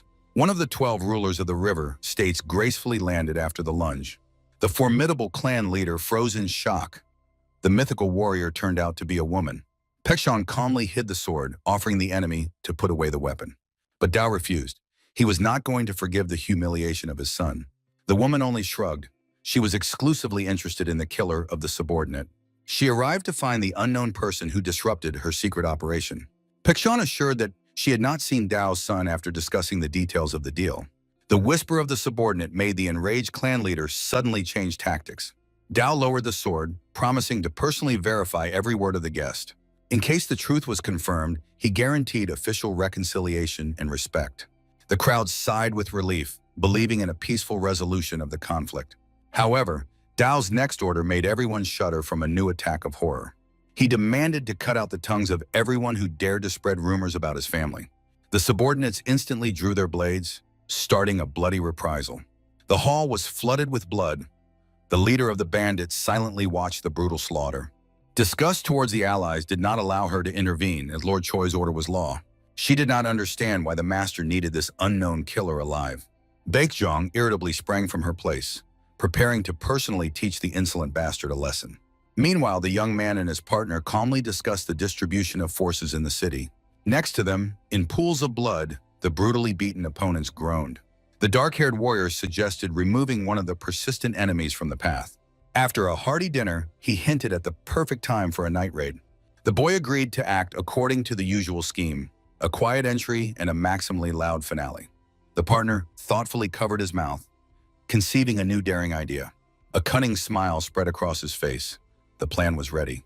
The young man only confusedly bowed his head, not understanding his companion's intention. The Pto residence was drowned in mourning. The wind fluttered the funeral wreaths near the entrance. Rumors about the suicide of Dao's son and chaos within the clan spread through the city. Passers-by whispered about the death of the scoundrel, fearing the wrath of the bandits. Suddenly, one of the townspeople shouted indignantly, encountering a vagabond. The heroes changed into rags, carrying heavy wooden structures on their shoulders. The residence guards watched warily as suspicious poor people approached. The companion checked the boy's readiness to act alone one last time. A spear blocked the way.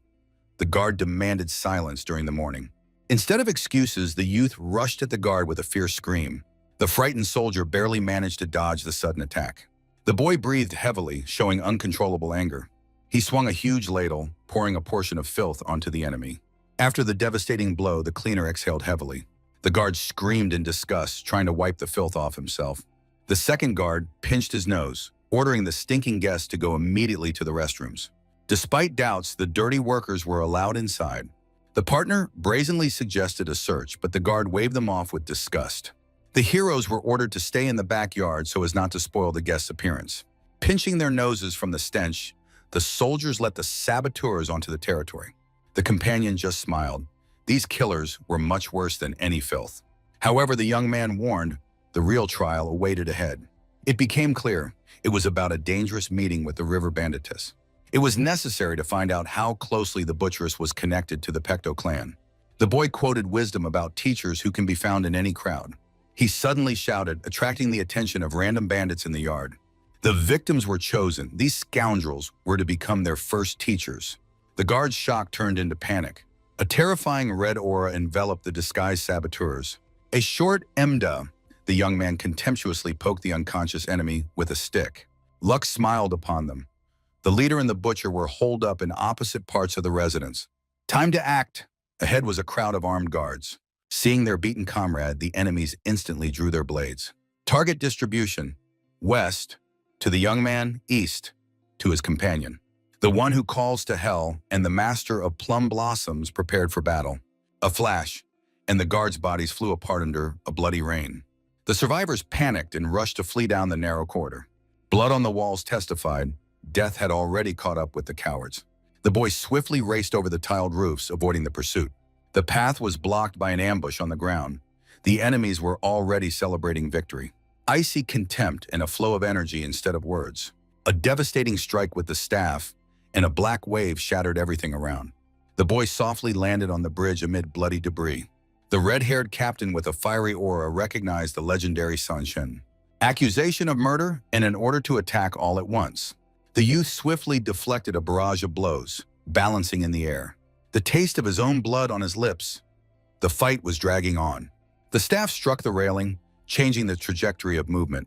An acrobatic somersault over the heads of confused enemies. Enemies were caught in shock. The boy jumped straight into the river. The leader triumphed, considering the jump into the water a fatal mistake. But the silence of the water was broken by a powerful underwater explosion.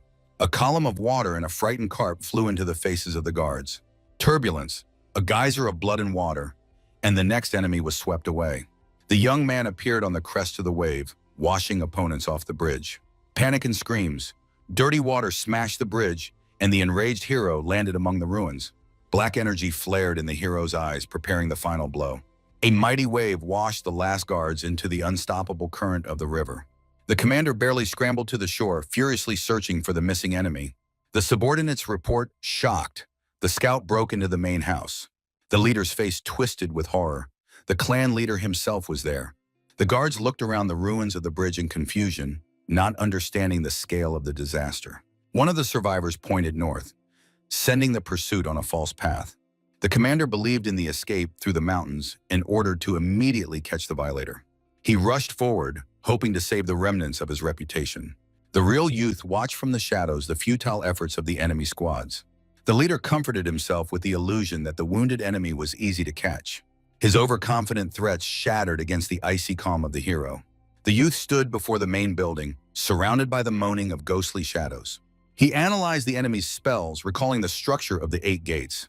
The enemy's mysterious muttering finally took on a clear meaning for him. Before the boy, a complex magical seal of 64 trigrams flared up. He confidently stepped into the center of the formation, recognizing every deadly trap. Illusory obstacles of the tiger and the snake could not confuse the experienced warrior. Step by step, he approached the exit from the labyrinth, sensing the finale. The barrier fell. Ahead loomed the ominous tower of the Gate of Life. The heavy doors opened, releasing thick gray smoke into the night. A hoarse voice came from the darkness, making the hero wary. The figure of Dao Motion burned with a bloody aura. He craved personal revenge. Weeping bloody tears, the leader swore to sacrifice the youth to his son. The heavy sword plunged into the ground under the weight of unbearable paternal pain. The boy silently listened to the enemy's speech about the tragedy of the lost lineage. Dao's frantic scream shattered the silence. There were no words for his grief. The youth's dark energy flared in response to the opponent's despair. The enraged father rushed into attack, putting all his fury into the strike. The weapon clashed with a blinding flash, starting the decisive battle.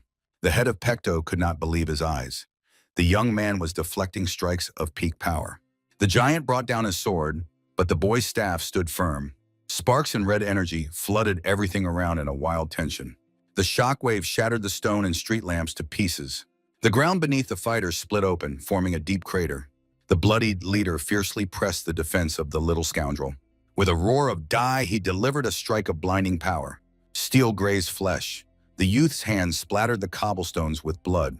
Dao Motion triumphed, feeling the enemy's end was near. He smiled predatory, confident in his victory. But the boy only smiled. The blood on the giant's face began to smoke. A wild scream of pain tore through the silence. The poison began to burn the eyes. The young man mockingly noted that Dao's son died from the same trap. The mention of the child turned the leader into a true demon of rage. The hero soared into the air, preparing a devastating counterstrike. Streams of energy crashed down on the giant, turning everything into ruins. Blood flowed thickly from the injured eye of the cornered bandit. He barely managed to shield himself with his sword from the barrage of fierce attacks. Dao realized the young man deliberately exposed himself to the strike for the sake of the poison. The leader saw only a dangerous provocation in the boy's actions. Casting aside doubts, he spun his sword in a devastating energy vortex. Waves of pure power began to cut through the space around the fighters. The young man noticed an open zone and rushed into the final attack. The black staff filled with deadly power and determination. The lethal stroke of the weapon almost reached the enemy's head. Suddenly time froze. A premonition of death pierced the boy's body. The survival instinct acted faster than reason. At the last moment he changed trajectory, avoiding the invisible blade.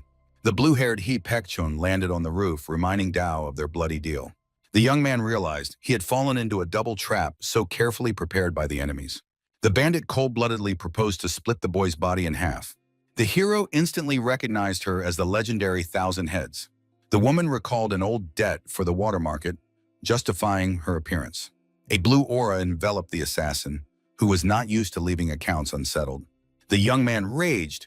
The fight with two masters was becoming deadly dangerous. Enraged Dao demanded that the accomplice immediately come down and stop babbling. A brief confrontation between the leaders only added tension in the air. Pekchon sprang from her place, turning into a swift white lightning bolt. She flew down, crossing her blades for a cross strike. With a maniacal smile, the bandit craved only the head of the three-level abyss. The black staff blocked the strike amid the roar of sparks and the screech of metal. The boy restrained the onslaught, pushing aside unnecessary thoughts for survival. Pekchon taunted, demanding real power instead of empty rumors. Another devastating blow forced the youth to use all resources for defense. Dao Motion intervened in the fight, releasing a beam of hellish energy. The leader Pekto fiercely demanded not to interfere with his personal execution of the upstart. Despite the quarrel, both monsters simultaneously attacked the exhausted boy. The bandit mocked the anticipated moves of his clumsy ally. Taking advantage of the chaos, the young man created a black vortex, forcing the woman to retreat. "Got you!" An icy voice sounded a moment before the collapse of Pekchon's defense. A lightning-fast kick sent the stunned bandit into a prolonged flight. The boy broke through the barrier, ignoring the giant's powerless rage. Dao Motion cleaved the space with giant waves of red death. He laughed madly, considering the young man's desperate resistance merely a futile amusement.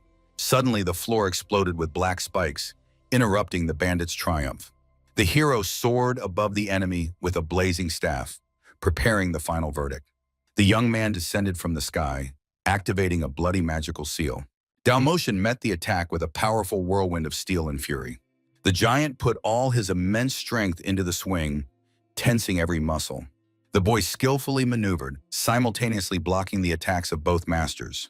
The banditess smiled fiercely. She was confident that the trap had finally closed. She crushed the stones underfoot, forbidding the enemy to hope for rescue. The explosion of energy blinded everyone, and Pekchon's manic excitement reached its limit. Suddenly, the target disappeared, leaving the killers in complete paralysis. The youth soared into the night sky, freezing against the backdrop of the cold moon. The rapid fall ended with a devastating blow to the face of the blinded giant. The leader's face turned into a bloody mess under the weight of the unexpected attack. The hero elegantly retreated while the enemy barely stayed on his feet. The head of Pekto spat blood and declared the beginning of a real slaughter. The roar of his voice split the earth, summoning the entire elite of the sect. From the wild roar, the banditess covered her ears, and the boy felt the approach of dozens of shadows. The best killers of the sect instantly responded to the call of their enraged master. 32 Masters of Death surrounded the young man with a tight ring. The boy gripped the staff tighter, calmly assessing the chances of the doomed enemies. He ironically dubbed this slaughter a too heavy walk after dinner. A wave of mercenaries rushed forward with a single craving for blood. The black staff cut through the crowd, covering the pavement with mangled bodies. The deadly countdown began. Each strike eliminated an elite fighter. He threw the weapon into the enemy's face, continuing his bloody tally. The guards rushed at the unarmed boy, considering it their only chance. However, the hero's fists filled with destructive magical power. He tore flesh and crushed bones with bare hands with incredible cruelty. Catching the staff in flight, the young man coldly recorded another death. The blood-soaked monster towered over the battlefield, instilling primal terror in the hearts of the survivors. One of the cowards tried to flee, realizing the futility of resistance.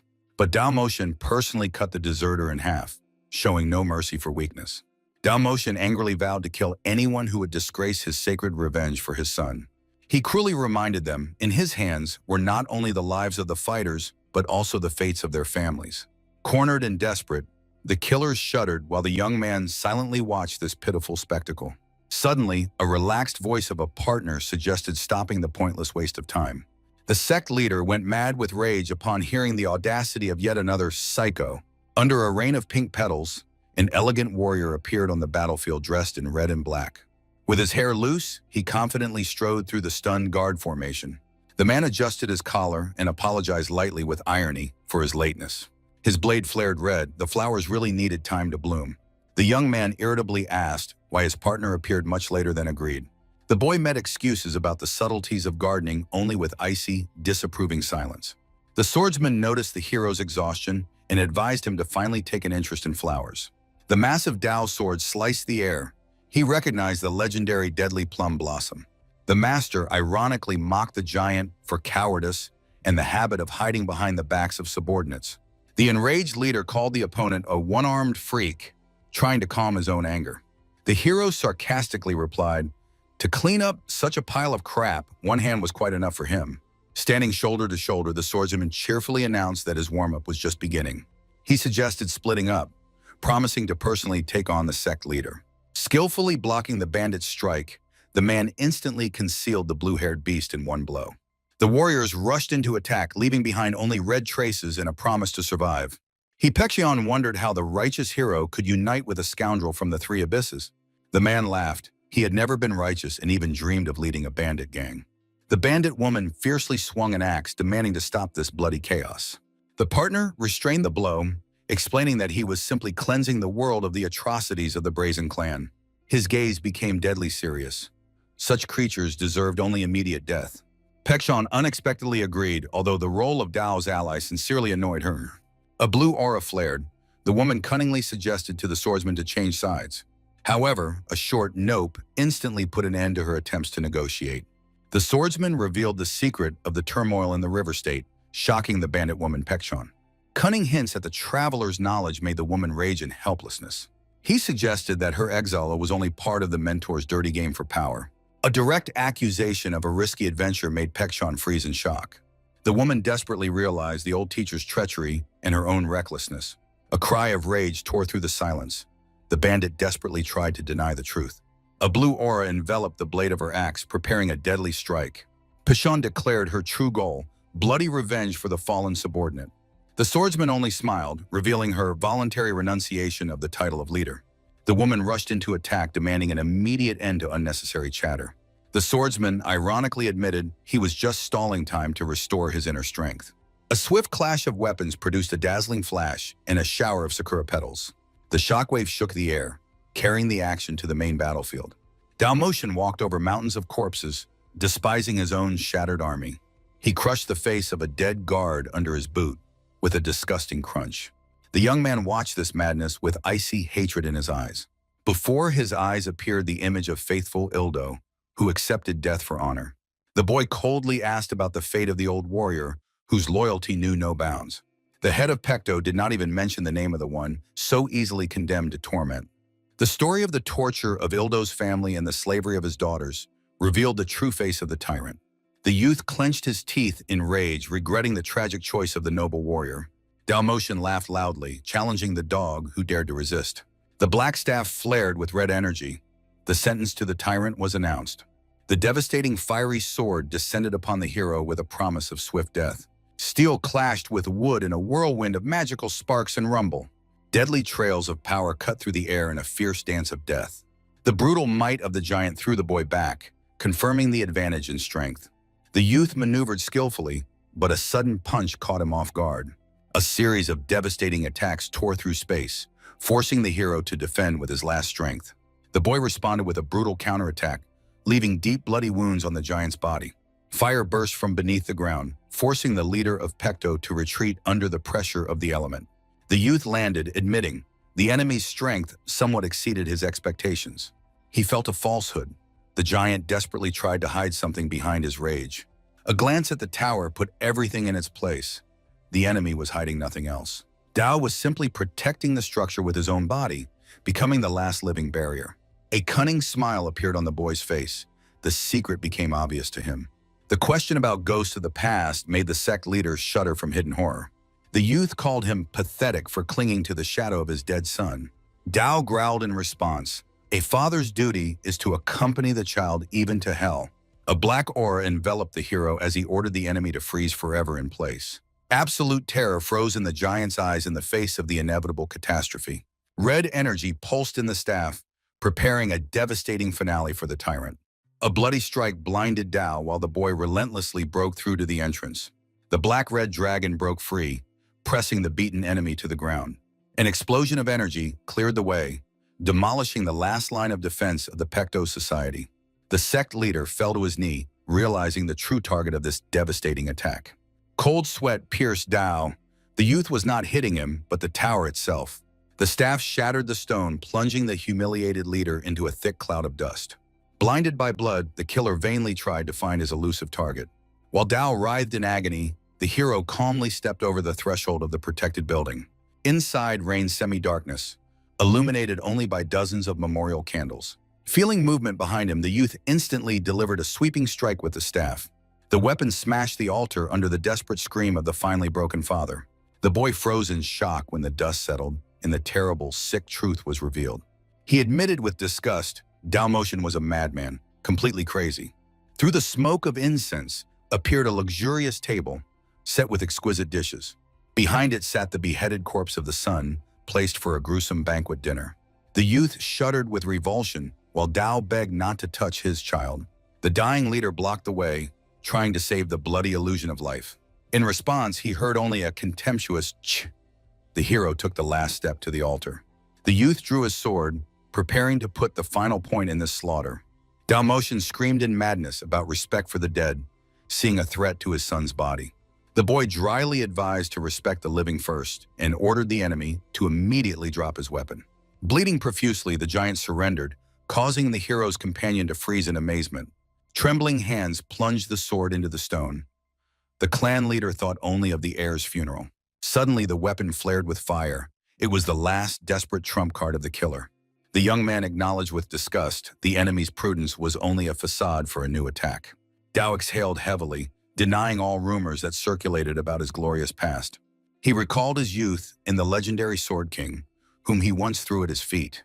Golden light flooded the hall. The old monster was preparing for his greatest reception. The hero shuddered, realizing that before him appeared the legendary Steel Chi. Engulfed in flames, the tyrant took a stance, promising the power that once conquered kings. The young man understood. The enemy was squeezing out the last remnants of life for a single strike. With eyes white from rage, Dao rushed forward, dreaming of saving his child. However, the boy only coldly stated, the giant had no chances left. Suddenly, the young man froze, feeling the enemy's magic begin to rapidly collapse. Black blood burst from Dao's chest, interrupting his attack with unbearable pain. The boy reminded the poison in his own blood had long been eating away the tyrant from within. He contemptuously remarked that all this pathos was just a futile waste of time. The power of Dao was dissipating, leaving him alone with the fear of death. The youth relentlessly approached the fallen enemy, radiating a deadly aura. The giant only helplessly gasped for air, hearing his name as a verdict. A terrible whirlwind of bloody energy enveloped the hero before the final stroke. A devastating blow tore the tyrant's body apart, washing the floor with fountains of blood. The polluted hands of the sect leader fell powerless, marking the end of his era. Beaten and humiliated, the leader hoarsely begged the victor for one last favor. Blood-soaked father prayed only for a chance to bury his child with his own hands.